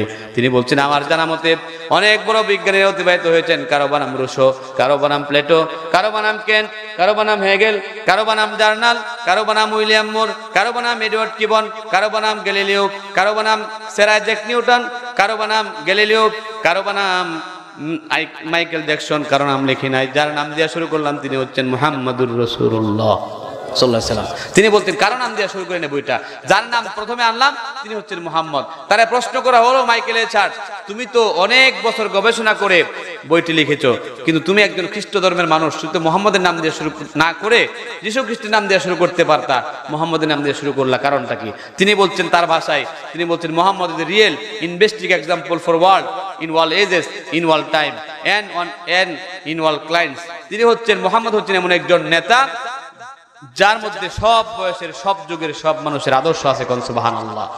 একজন খ্রিস্টান আমার নবীর আদর্শকে স্বীকার করেছেন, কিন্তু আশ্চর্য লাগে, দুঃখ লাগে, আফসোস লাগে, আমার দেশের নামধারী কিছু মুসলমান যাদের বাবার নাম মুসলমান, নিজের নাম মুসলমান, গরুর গোশত খায়, ঈদগাহ যায়, এই সমস্ত নাস্তিকার মুরতাদেরা আমার নবীর বিরুদ্ধে কটূক্তি করতে ভয় পায় না। জোরে কোন ঠিক কিনা? আমার বন্ধুগণ, আমরা বলতে চাই, আজ থেকে ১৫০০ বছর আগে ওয়ালিদ ইবনুল মুগিরা আমার নবীকে নিয়ে কটূক্তি করেছিলেন। আল্লাহ রাব্বুল আলামিন কোরআনে কারীমের ৬৮ নম্বর সূরা নাযিল করে, সূরা কলম নাযিল করে বলেছিলেন, যারা আমার নবীর বিরুদ্ধে কথা বলবে নিঃসন্দেহে জানতে হবে তার জন্মের মধ্যে সমস্যা আছে। জোরে কোন ঠিক কিনা? প্রমাণ পাওয়া গেছে। অতএব আমরা এখান থেকে বলতে চাই, ২০,০০০ কোটি বর্গমাইল এরিয়ার পৃথিবীতে ৫৬,০০০ বর্গমাইল বাংলাদেশের এরিয়াতে যেখানে যখন যারাই যেখানে বসে আমার নবীর বিরুদ্ধে কটূক্তি করবে, আল্লাহর বিরুদ্ধে কথা বলবে, কোরআনের বিরুদ্ধে বিষোদাগার করবে, পর্দার বিরুদ্ধে কথা বলবে, আমরা দ্ব্যর্থহীন কণ্ঠে বলতে পারি তাদের জন্মের মধ্যে সমস্যা আছে। যেরকম ঠিক কিনা?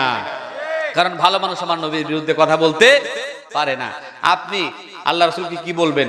হিন্দুরা আমার নবীর প্রশংসা করছে, যদিও হিন্দুরা ধর্ম স্বীকার করে না, ধর্মের টানে বাপ দাদা ধর্ম ছাড়বে কি করে, এই জন্য স্বীকার করে, কিন্তু ধর্মটা ছাড়ে না। হিন্দুদের বই আছে বেদ, শুনবেন আপনারা? বেদ ৪ প্রকার: ঋগ্বেদ, সামবেদ, যজুর্বেদ, অথর্ববেদ। ঋগ্বেদ ২২ নম্বর মন্ডল, ২৯ নম্বর সূক্ত। আমাদের বাংলা ভাষায় আমরা বলি অধ্যায়, আরবিতে বলে বাব, ইংরেজিতে বলা হয় চ্যাপ্টার, তারা সংস্কৃত ভাষায় বলে মন্ডল। ২২ নম্বর বল, ২৯ নম্বর সূক্ত। এবং কলকি অবতার মোহাম্মদ সাহেব, একটা হিন্দু থেকে মুসলমান হওয়া লোকের বই লেখা, সেই বইয়ের ৫৭ নম্বর পৃষ্ঠার মধ্যে বলছেন যে শেষ নবী যিনি হবেন তার পরিচয়টা কি হবে। দেখেন কেমনি মিলছে, কিভাবে হবে পরিচয়। তারা বলছে মোহাম্মদ শেষ নবী যিনি হবেন তার নাম হবে নারাশংসা, তার পিতার নাম হবে বিষ্ণুদশা, তার মায়ের নাম হবে সুমতি, তার জন্মস্থান হবে সম্বলে, তার জন্ম তারিখ হবে মাধব মাসের শুক্লপক্ষের ১২ তারিখে। তারা বলছেন সম্বলে বিষ্ণু দশাসে বৃহস্পতি বাবা মহাম সমতং বিষ্ণু দিশা গর্ভ মাদা উবাইশাসন। একটু বাংলা মিলান। তারা বলছেন শেষ নবী যিনি হবেন তার নাম হবে নারাশংসা। নারাশংসা অর্থ হচ্ছে প্রশংসিত, যার আরবি নাম হচ্ছে মুহাম্মদ। জোরে কোন সুবহানাল্লাহ। বাবার নাম হবে বিষ্ণু দশা, অর্থ হচ্ছে মালিকের দাস, যার আরবি নাম হচ্ছে আব্দুল্লাহ। নবীর বাবার নাম কি? আব্দুল্লাহ। মায়ের নাম হবে সুমতি। সুমতি মানে হচ্ছে নিরাপদ বা শান্তি, যার আরবি নাম হচ্ছে আমেনা। মায়ের নাম কি? আমেনা। তারা বলছেন মুহাম্মদের জন্মস্থান হবে সম্বলে। সম্বল বলা হয় একটা দ্বীপের নাম। তারা পৃথিবীকে ৬টা দ্বীপে ভাগ করেছে, এর মধ্যে একটি হচ্ছে সালমুল। সালমুল দ্বীপের একটা অন্যতম শহর হচ্ছে সম্বল। সম্বল অর্থ হচ্ছে নিরাপদ বা শান্তির শহর, যার আরবি নাম হচ্ছে মক্কা নগরী বা দারুল আমান। সুবহানাল্লাহ। নবীর জন্ম হয়েছে মক্কা নগরীতে।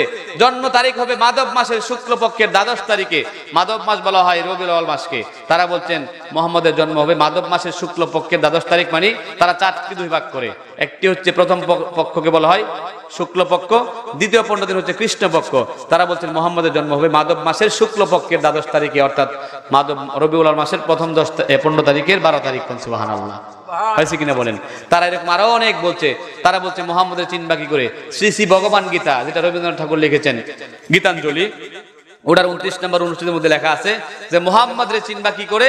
মুহাম্মদকে চিনার উপায় হচ্ছে তিনি এমন একজন পুত পবিত্র নবী হবেন যিনি রাস্তা দিয়ে হেঁটে গেলে ১ সপ্তাহ পরেও তার শরীর থেকে শুক্রাণু অব্যাহত থাকবে। সুবহানাল্লাহ। সে বলছে দিশাং ভবিষ্যান্তি মানাংসি বিজদানি বৈবাসী পূর্ণগতি পরগতে স্পর্শং। ও দুনিয়ার মানুষ, মুহাম্মদকে চিনার উপায় হচ্ছে তিনি একজন পুত পবিত্র নবী হবেন যিনি রাস্তা দিয়ে হেঁটে যাওয়ার ১ সপ্তাহ পরেও কেউ যদি হাঁটে তাহলে ওই রাস্তার মধ্যে শুক্রাণু অব্যাহত থাকবে। সুবহানাল্লাহ।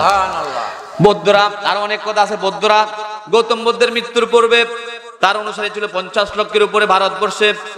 তারা বলল গৌতম বুদ্ধ তোমার ইন্তেকালের পরে আমরা চিনবো কি করে, আমাদের নবী হবেন কে? তিনি বলছেন মৈত্রেয় বৌদ্ধ আসবে। অনুসারীরা বলছে মৈত্রেয় বৌদ্ধ আমরা চিনি না, ভালো করে বলো। গৌতম বুদ্ধ বলছে যে ব্যক্তি আমার পরে আসবে তার মায়ের নাম হবে আমেনা, বাবার নাম হবে আব্দুল্লাহ। তারা বলছে আমরা তারও চিনি না, আমাদের ভাষায় বলো। তখন গৌতম বুদ্ধ বলছে অজ্ঞ আনন্দ আশিষ্য বিক্ষোভে অসংশয়ং কেশনা মোহাম্মদ মোহাম্মদ বৌদ্ধ ভগবা বৌদ্ধং শরণং গচ্ছামি সঙ্গং শরণং গচ্ছামি ব্রাহ্মণ শরণং গচ্ছামি। ওম শান্তি, ওম শান্তি। ও দুনিয়ার মানুষ, আমার পরে এমন একজন শান্তির ধর্ম নিয়ে মোহাম্মদ দুনিয়াতে লোক আসবেন যার নাম হবে আকাশে আহমদ। লোকটি দুনিয়াতে আসার পরে নাম হবে মোহাম্মদ এবং তার আল্লাহ তার উপর খুশি হয়ে ৩০ পারা কোরআন নাজিল করে দিবেন। সুবহানাল্লাহ। এমন সব কথা, অনেক কথা বলা আছে, বলতে গেলে অনেক সময়ের প্রয়োজন। যাই হোক, কথা বলছি না, বলতেছিলাম এই কথাই যে মুসলমান, হিন্দু, বৌদ্ধ, খ্রিস্টান নির্বিশেষে সবাই আমার নবীর প্রশংসা করলো, কিন্তু আমার দেশ মুসলমানের দেশ, মুসলমানের সন্তান হয়ে আমার নবীর বিরুদ্ধে কথা বলে এটা কি মানা যায় বলেন? আমরা সব মানতে পারি, আল্লাহ রাসূলের বিরুদ্ধে কটূক্তি হলে আমরা মানতে পারি না, জোরে কোন ঠিক কিনা? মানতে পারবেন বলেন? মানা যাবে না, এটা মানা যাবে না, এটা ইমানের একটা অঙ্গ। যাই হোক, বলছিলাম আমার নবীর প্রশংসা সবাই করেছে, আর আল্লাহ পাক নিজেও করেছেন। আমরা প্রশংসা না করলে কিছু হবে বলেন? আমার ভাইয়েরা, কোরআনে কারিমে আল্লাহ পাক বলেছেন, ওয়া ইন্নাকা লাআলা খুলুকিন আযীম। নবী আপনি হচ্ছেন মহান চরিত্রের অধিকারী, আযীম বলেছেন। আমার বন্ধুগণ, আল্লাহ পাক এই পৃথিবীতে চারটি জিনিসকে আযীম বলেছেন। আল্লাহ পাক কোরআনকে আযীম বলেছেন, আল্লাহ আরশকে আযীম বলেছেন, আল্লাহ নিজেকে আযীম বলেছেন, এবং তার হাবিবের চরিত্রকে আল্লাহ আযীম বলেছেন। কোন সুবহানাল্লাহ। আবু আব্দুল্লাহ ইমাম মুহাম্মদ ফখরুদ্দিন আল রাজি, যিনি তাফসীরে কাবির লিখেছেন, তিনি বলছেন আযীম হচ্ছে এমন একটা বিশাল জিনিস যেটা মাপার মতো কোনো যন্ত্র নাই, লেখার মতো কোনো কলম নাই, চিন্তা করার মতো মস্তিষ্ক নাই, এমন বিশাল জিনিসকে বলা হয় আযীম। আমার আল্লাহ নবীর চরিত্রকে এত বিশাল বলেছেন, সুবহানাল্লাহ। আল্লাহ পাক বলেছেন, অনবী একমাত্র আপনার মধ্যে আছে দুনিয়ার সমস্ত মানুষের জন্য উত্তম আদর্শ, জোরে কোন ঠিক কিনা? আল্লাহ পাক বলছেন, হে নবী, আপনার মধ্যে লাকাদ কানা লাকুম ফি রাসূলিল্লাহি উসওয়াতুন হাসানা, certainly the prophet has the best ideology in him for you. একমাত্র আপনার মধ্যে আছে উত্তম আদর্শ, কিন্তু আমরা আজকে নবীর আদর্শ মানি না। আমরা যুবকের মধ্যে আদর্শ নাই, নারীর মধ্যে আদর্শ নাই, বুড়ার মধ্যে আদর্শ নাই, জোরে কোন ঠিক কিনা? আছে আদর্শ? আজকে যুবকদের কথা একটু বলি। যুবকেরা আজকে আদর্শ ধরে কার? ওই কোন দেশের খেলোয়াড় রোনাল্ডো কিভাবে মাথার চুলটা রাখছে, ওইভাবে যুবক চুল রাখে, জোরে কোন ঠিক কিনা? আর্জেন্টিনার কোন খেলোয়াড় মেসি না কি জানি, তার চুলকে মরুন চুল রাখে। তারপরে কোন দেশের কোন সঙ্গীত শিল্পী কানে দুল পরে, যুবক কানে দুল পরে, আছে কিনা বলেন? আছেন এরকম যুবক? গ্রামে কম তো, শহরে বলছে শহরে বেশি আছে, অ্যাভেলেবেল আছে। যুবকের আগে একটা প্যান্ট পরতো সুন্নত তরিকায়, নিচে দিয়ে ঢোলা ছিল, উপর দিয়ে টাইট ছিল। তারপরে একটা আসছে নিচে দিয়ে টাইট, উপর দিয়ে ঢোলা, এটম রমড়ি চলতো যাক। এরপরে একটা আছে টাইট, কি টাইট? জন্মের টাইট, সুপারি গাছের মতো চিকন, মনে হয় যে শিলায় পড়ছে না পরিছিল, আল্লাহ ভালো জানে, ঠিক কিনা বলেন? উঠাও যায় না, বসাও যায় না। এখন ওইটাও গেছে, চলে গেছে। এখন আসছে একটা ঢোলা প্যান্ট, কি জানি কোন থ্রিকোটার, কোমরের মাপে বানায়, কোমরও ডোলা, নিচে তো ডোলা, এটা পরে শেষ দেখা গেল বৈরবের বিস্ফুন্দ দেখা যায়, যখন ঠিক কিনা? মাথার মধ্যে চুল রাখছে, বড় বড় চুল দেখবেন, ঘোড়ার মতো চুল উপর দিয়ে, সাইড দিয়ে নাই, কানের মধ্যে আর দুল পরে, আছে কিনা বলেন? আছে কিনা? মাথার মধ্যে রাখছে দেখো ঘোড়া মার্কা চুল, ফ্যাশন টিভির হিরোর মতো কানে পড়ছে দুল, ও তারা পাক্কা বেদিনেরই মতো চলছে সদা ঠিক। বর্তমান যুগের ছেলেরা কত আধুনিক, তারা নাভির নিচে প্যান্ট পরে, যার পকেট চারিদিক, নাভির নিচে প্যান্ট পরে, যার পকেট চারিদিক। বর্তমান যুগের ছেলেরা কত আধুনিক, জোরে কোন ঠিক কিনা? এখন ছেলেরা আধুনিক হচ্ছে, মহিলাকে আমরা বয়ে থাকি, আমরা আধুনিক হই, ঠিক না? আমরা বসে থেকে লাভ কি? নারীরা আধুনিক হওয়া শুরু করছে। নারীরা দোষে পুরুষের পোশাক, পুরুষ দোষে নারীর পোশাক, জোরে কোন ঠিক কিনা? এমন পোশাক পরে নারীরা, নাউজুবিল্লাহ আস্তাগফিরুল্লাহ, এগুলা হচ্ছে সব কিছু আমাদের দেশের মধ্যে যে ঘুরে ফিরে ওই কথায় আসে। আমাদের দেশকে ধ্বংস করার জন্য আমাদের পার্শ্ববর্তী রাষ্ট্রটা উঠে পড়ে লেগেছে, আমাদের ইমানকে নষ্ট করার জন্য, মুসলমানদেরকে হিন্দু আনা শিখাবার, রীতিনীতি শিখাবার জন্য আমাদের দেশে একটা দুইটা নয় 40টার মতো চ্যানেল দিয়েছে। স্টার জলসা আমার কাছে আছে কিনা বলেন?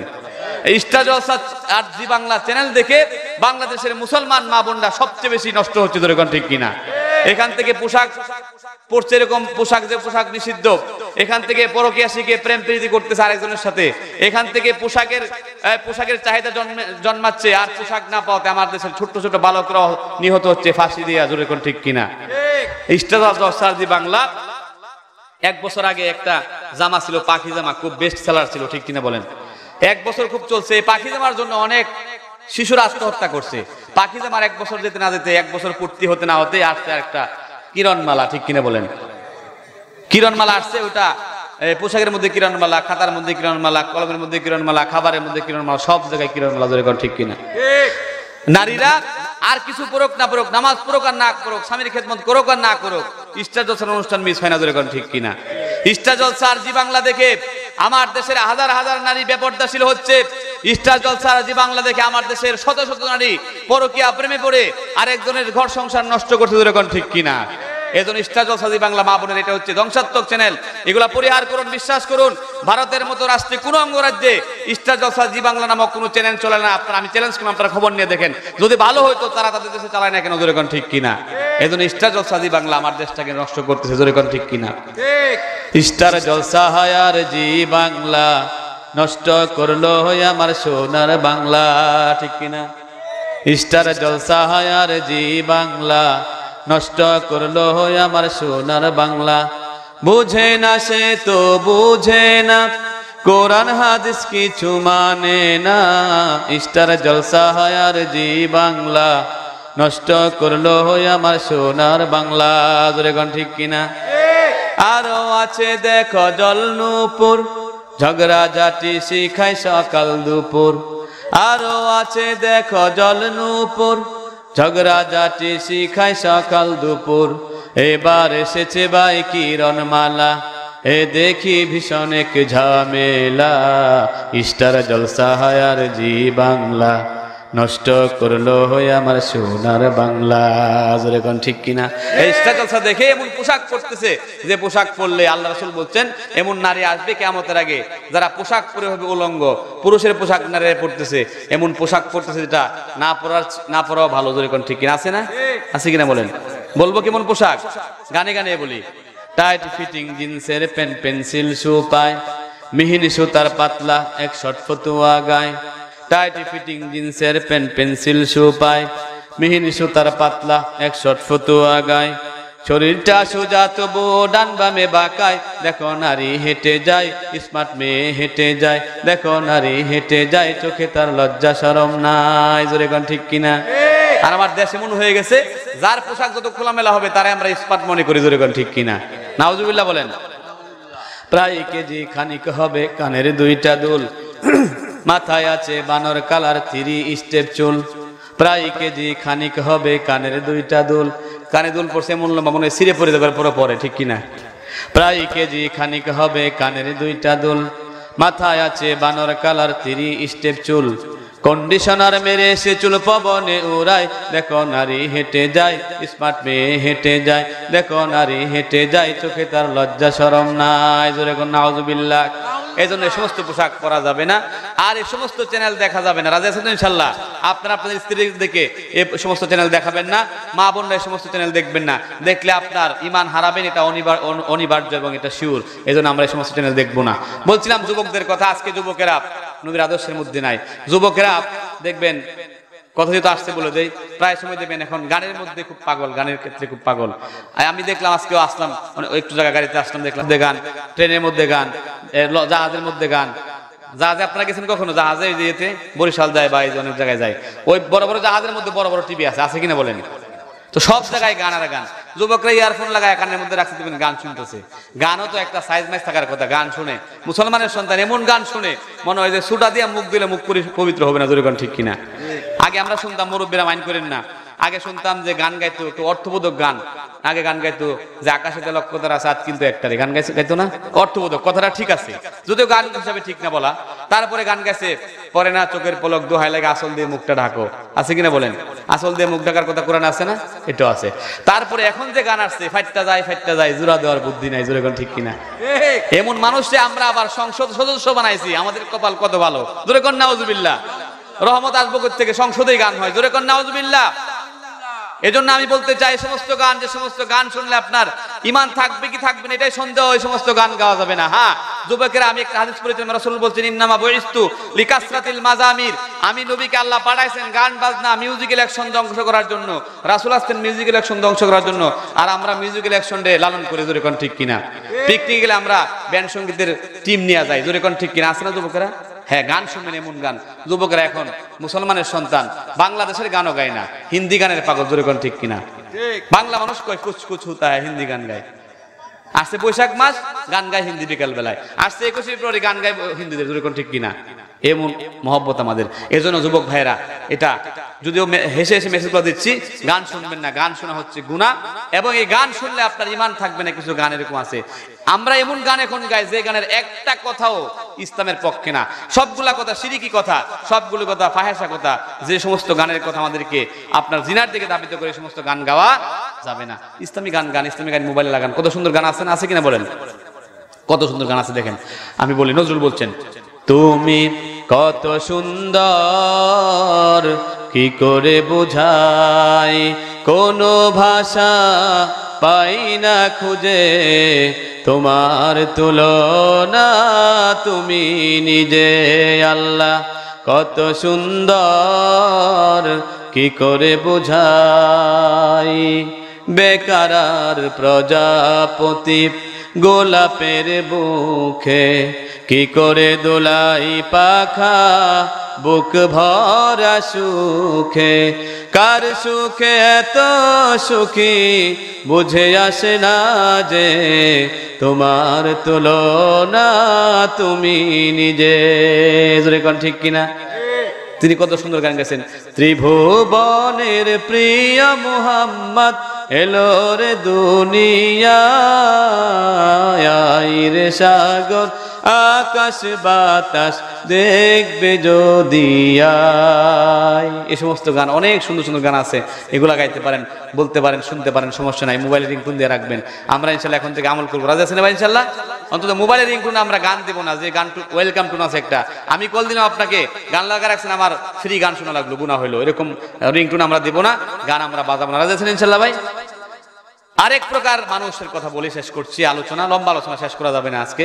তো আরেক প্রকার মানুষ, এক প্রকার হচ্ছে স্টার জলসা জি বাংলা চ্যানেল, ধ্বংস করার জন্য ইমান, আর যুবকদেরকে ধ্বংস করার জন্য গান বাজনা, আর মানুষের ইমান নষ্ট করার জন্য আমাদের দেশের মধ্যে কিছু ভণ্ড পীরের আবির্ভাব হয়েছে, যেরকম ঠিক কিনা? মাজার পূজারে কিছু ভণ্ড পীর, যারা মুসলমানদেরকে ইসলামের দোহাই দিয়ে, ভালো কাজের দোহাই দিয়ে মানুষকে বোকা বানাচ্ছে, যেরকম ঠিক কিনা?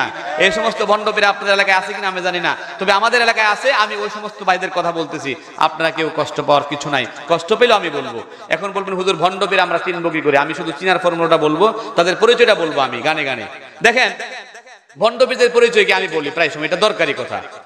আপনার স্বর্ণ আমাদের দেশে এক প্রকার আছে অরিজিনাল স্বর্ণ, আর একটা আছে স্বর্ণের মতোই ডুপ্লিকেট সিটি গোল্ড, আছে না? দেখতে কিন্তু একরকম, ঠিক কিনা? তো ভণ্ড পীর, হক্কানি পীর, ভালো আলেম খারাপ আলেম সব দেখতে একরকমই, কিন্তু আপনারা বলেন স্বর্ণে কি কখনো অ্যাড্রেস হয়? রাস্তা অ্যাড্রেস দিয়ে কেউ বিক্রি করে না। সিটি গোল্ডটা অ্যাড্রেস দিয়ে বিক্রি করে, দাম অনেক ব্যবধান, 10 টাকা এক ভরি, এটা 50,000 টাকা। তো এক নম্বর পরিচয় হচ্ছে ভণ্ডদের, তাদের নামের আগে বেশি অ্যাড্রেস থাকবে, টাইটেল থাকবে, যেরকম ঠিক কিনা? যেমন দেখবেন, লক্ষ্য করে দেখেন, পোস্টারের মধ্যে লেখা থাকবে এর থেকে এই পর্যন্ত, মনে করেন আল্লাহ থেকে ফুলের কাঠ পর্যন্ত কমপক্ষে নামের টাইটেল আছে কিনা বলেন?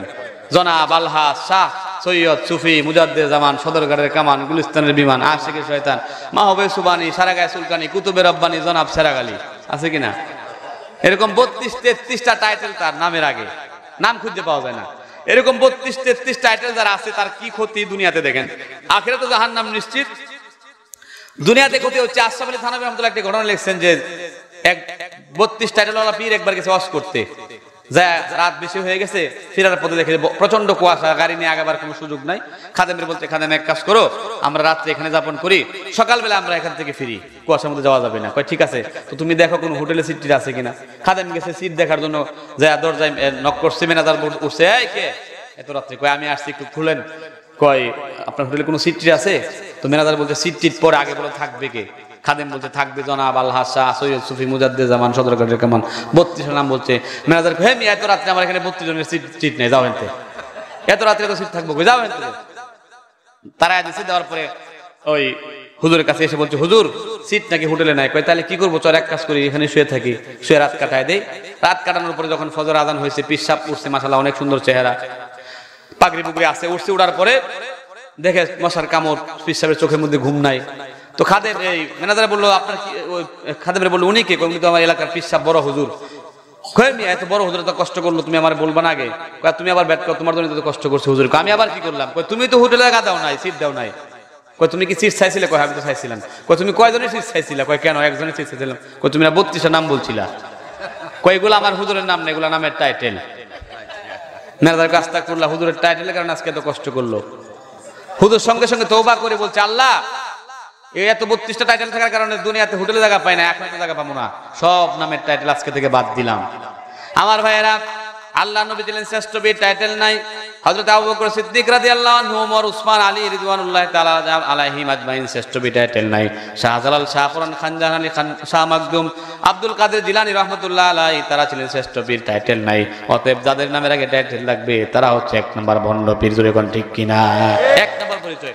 2 নাম্বার পরিচয় হচ্ছে তারা নামাজ রোজা কিচ্ছু পড়ে না, নিজেরা নামাজ পড়ে না, শরীয়ত নাই, মারিফত নাই, দাড়ি নাই, মুছ নাই, নামাজ নাই, রোজা নাই, শরীয়ত পর্দা কিচ্ছু নাই, নারীদেরকে সমানে মুরিদ করে ধরে কোন ঠিক কিনা।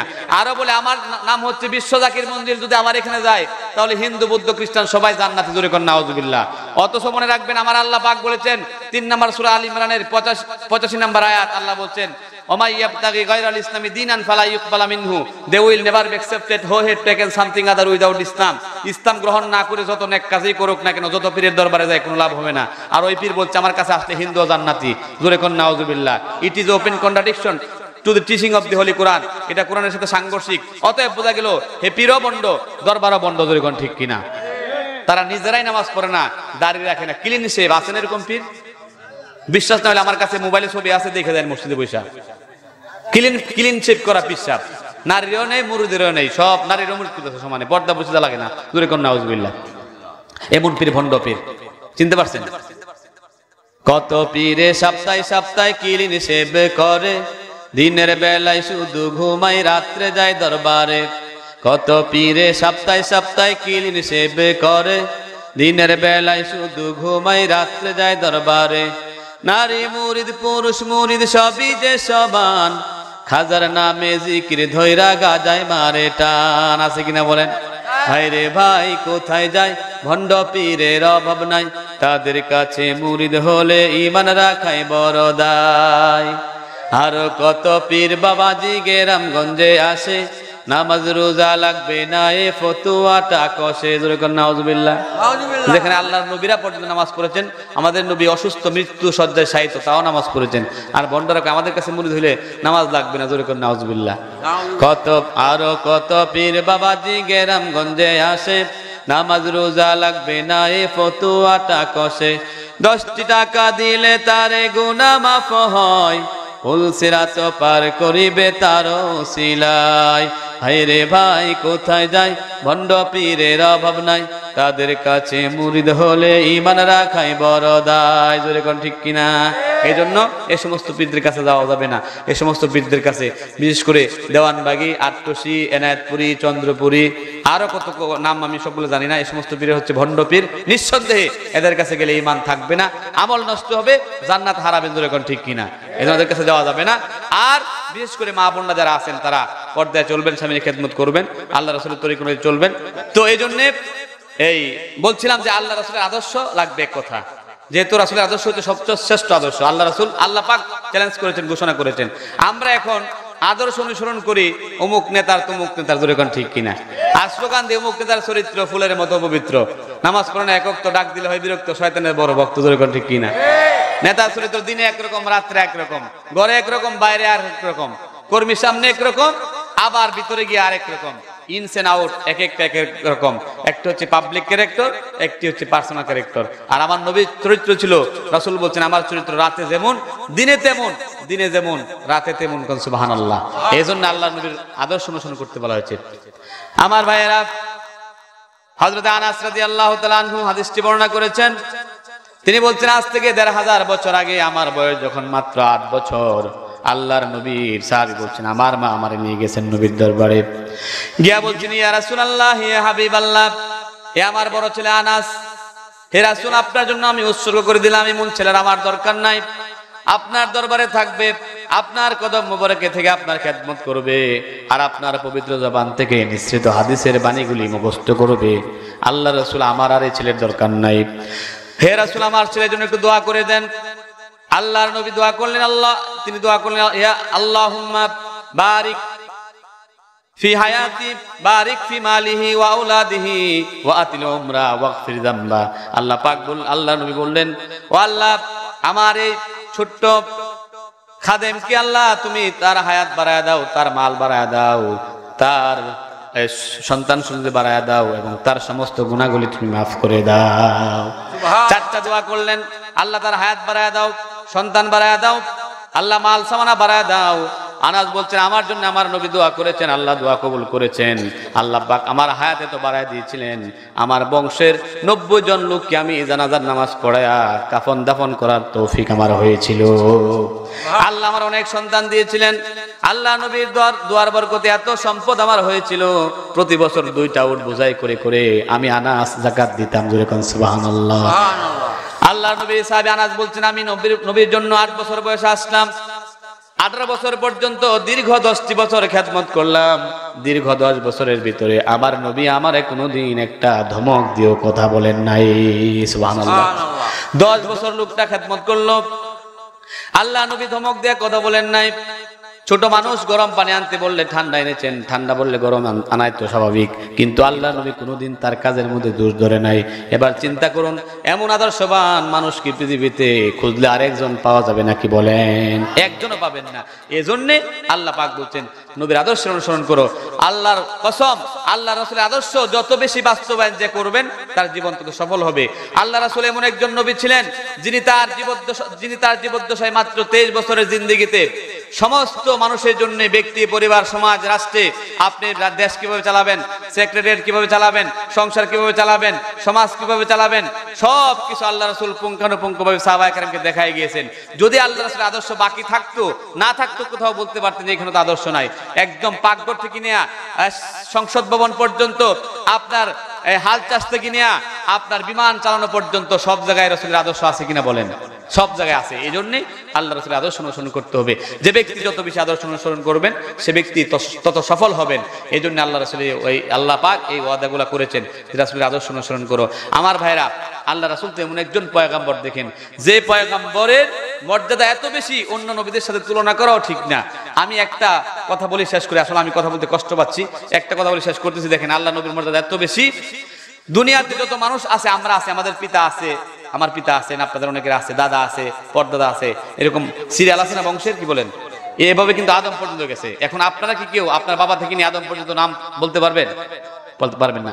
আদম থেকে বাবা পর্যন্ত নাম বলা যাবে না। কিন্তু আল্লাহ রাসূলের মর্যাদা এত বেশি, আল্লাহ পাক বাবা আদম থেকে নিয়ে নবী পর্যন্ত বংশ তালিকাটাও মানুষের অন্তরে মুখস্থ রাখা হয়েছে।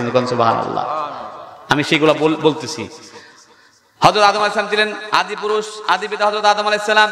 আদমের ছেলের নাম শীশ, শীশের ছেলে আনুস, আনুসের ছেলে কানিন, কানিনের ছেলে মাহিলিন, মাহিলিনের ছেলে ইয়ারদ, ইয়ারদের ছেলে ইদ্রিস, ইদ্রিসের ছেলে মুদুসালেহ, মুদুসালেহের ছেলে লামেক, লামেকের ছেলে নূহ, নূহের ছেলে শাম, শামের ছেলে আরফাকসাদ, আরফাকসাদের ছেলে সালেহ, সালেহের ছেলে আবের, আবের ছেলে হুদ, হুদের ছেলে রাগু, রাগুর ছেলে সারুজ, সারুজের ছেলে নাহুর, নাহুরের ছেলে আজর, আজরের ছেলে ইব্রাহিম খলিলুল্লাহ, ইব্রাহিম খলিলের ছেলে ইসমাঈল জবিহুল্লাহ, ইসমাঈল জবিহুর ছেলে কিদর, কিদর ছেলে আরাম, আরামের ছেলে আউদাব, আউদার ছেলে মাদি, মাদির ছেলে জাম্মিল, শামিলের ছেলে জারা, জারার ছেলে মুকাসসার, মুকাসসার ছেলে ইহাম, ইহামের ছেলে আফনাদ, আফনাদের ছেলে ইসার, ইসারের ছেলে দিশান, দিশানের ছেলে ইদা, ইদার ছেলে ইরাউ, ইরাউর ছেলে এলজান, এলজানের ছেলে নাহজান, নাহজানের ছেলে ইসরবা, ইসরবা ছেলে সাম্বার, সাম্বার ছেলে হামদান, হামদান ছেলে আদুয়া, আদুয়া, আদুয়া ছেলে ওবাইদ, ওবাইদের ছেলে কামওয়াল, কামওয়ালের ছেলে ইউদা, ইউদার ছেলে আউস, আউসের ছেলে সালামান, সালামানের ছেলে হামিসা, হামিসার ছেলে আউদাব, আউদার ছেলে আদনান, আদনান ছেলে মাআদ, মাআদের ছেলে নজর, নজরের ছেলে মুদর, মুদরের ছেলে ইলিয়াস, ইলিয়াসের ছেলে মুদ্রিকা, মুদ্রিকার ছেলে খুজাইমা, খুজাইমার ছেলে কেনানা, কেনানার ছেলে খুজাইমা, খুজাইমার ছেলে মুদ্রিকা, মুদ্রিকার ছেলে ইলিয়াস, ইলিয়াসের ছেলে খুজাইমা, খুজাইমার ছেলে কেনানা, কেনানার ছেলে মাআদ, মাআদের ছেলে আদনান, আদনানের ছেলে নজর, নজরের ছেলে মুদর, মুদরের ছেলে মালেক, মালেকের ছেলে ফাহার, ফাহার ছেলে গালেব, গালেবের ছেলে কোসাই, কোসাইয়ের ছেলে কেলাব, কেলাবের ছেলে মুররাব, মুররাবের ছেলে কাব, কাবের ছেলে লুয়াই, লুয়াইয়ের ছেলে আব্দে মানাফ, আব্দে মানাফের ছেলে হাসেম, হাসেমের ছেলে আব্দুল মুত্তালিব, আব্দুল মুত্তালিবের ছেলে আব্দুল্লাহ, আব্দুল্লাহর ছেলে মুহাম্মাদুর রাসূলুল্লাহ। আল্লাহ এমন করে তার নামটিও মানুষের অন্তরে রেখে দিয়েছেন, যাতে করে কোনো নাস্তিক মুরতাদরা কোনো সময় বলার সুযোগ না পায় যে মুহাম্মদের তো বংশের মধ্যে কালিমা আছে, যেরকম নাউজুবিল্লাহ, কলঙ্ক আছে, বলতে না পারে। এজন্য আল্লাহ হেফাজত করে রেখে দিয়েছেন। আমার ভাইরা, এই নবীদের আলোচনা করে কি শেষ করা যাবে? আল্লাহ যেখানে আজিম বলেছেন নবীকে, বিশাল একটা বিষয়, লেখার মতো কলম নাই, বলার মতো কণ্ঠ নাই, চিন্তা করার মতো মস্তিষ্ক নাই, এমন ব্যক্তির বর্ণনা কি শেষ করা যাবে এক রাতের 1 ঘন্টায়? বলেন, শেষ করা যাবে না। এই জন্য আল্লাহ রাসূলের আলোচনা শুনতে গেলে বেশি বেশি সময়ের দরকার। আমরা এক একটা বিষয় নিয়ে একবার শোনার চেষ্টা করব। কাফন আমার আপন, কবর আমার ঘাটি, ওই কবরে যেতে হবে, রইবে না কেউ সাথী। কাফন আমার আপন, কবর আমার ঘাটি, ওই কবরে যেতে হবে, রইবে না কেউ সাথী। থাকতে হবে নিরালায়, একা একা বাসতলায়, চতুর্দিকে রবে শুধু মাটি। ওই কবরে যেতে হবে, ওই কবরে যেতে হবে, রইবে না কেউ সাথী। 3.5 হাত মাটির ঘর, কারো আপন কারো পর, কারো হবে ফুলেরই বাগান, কারো বা হবে জাহান্নাম। 3.5 হাত মাটির ঘর, কারো আপন কারো পর, কারো হবে ফুলেরই বাগান, কারো বা হবে জাহান্নাম। আমল নামায় সেদিন হবে আধার ঘরের বাতি। ওই কবরে যেতে হবে, রইবে না কেউ সাথী। ওই কবরে রইবে না কেউ সাথী। মুনকার নাকির আসিবে, সওয়াল জবাব করিবে, না পারিলে সওয়ালের জবাব। শুরু হবে কবরের আযাব, কঠিন কষ্টে রইবে পরে, কাটবে না ঘোর রাতি। ওই কবরে যেতে হবে, রইবে না কেউ সাথী। কাফন আমার আপন, কবর আমার ঘাটি। ওই কবরে যেতে হবে, রইবে না কেউ সাথী।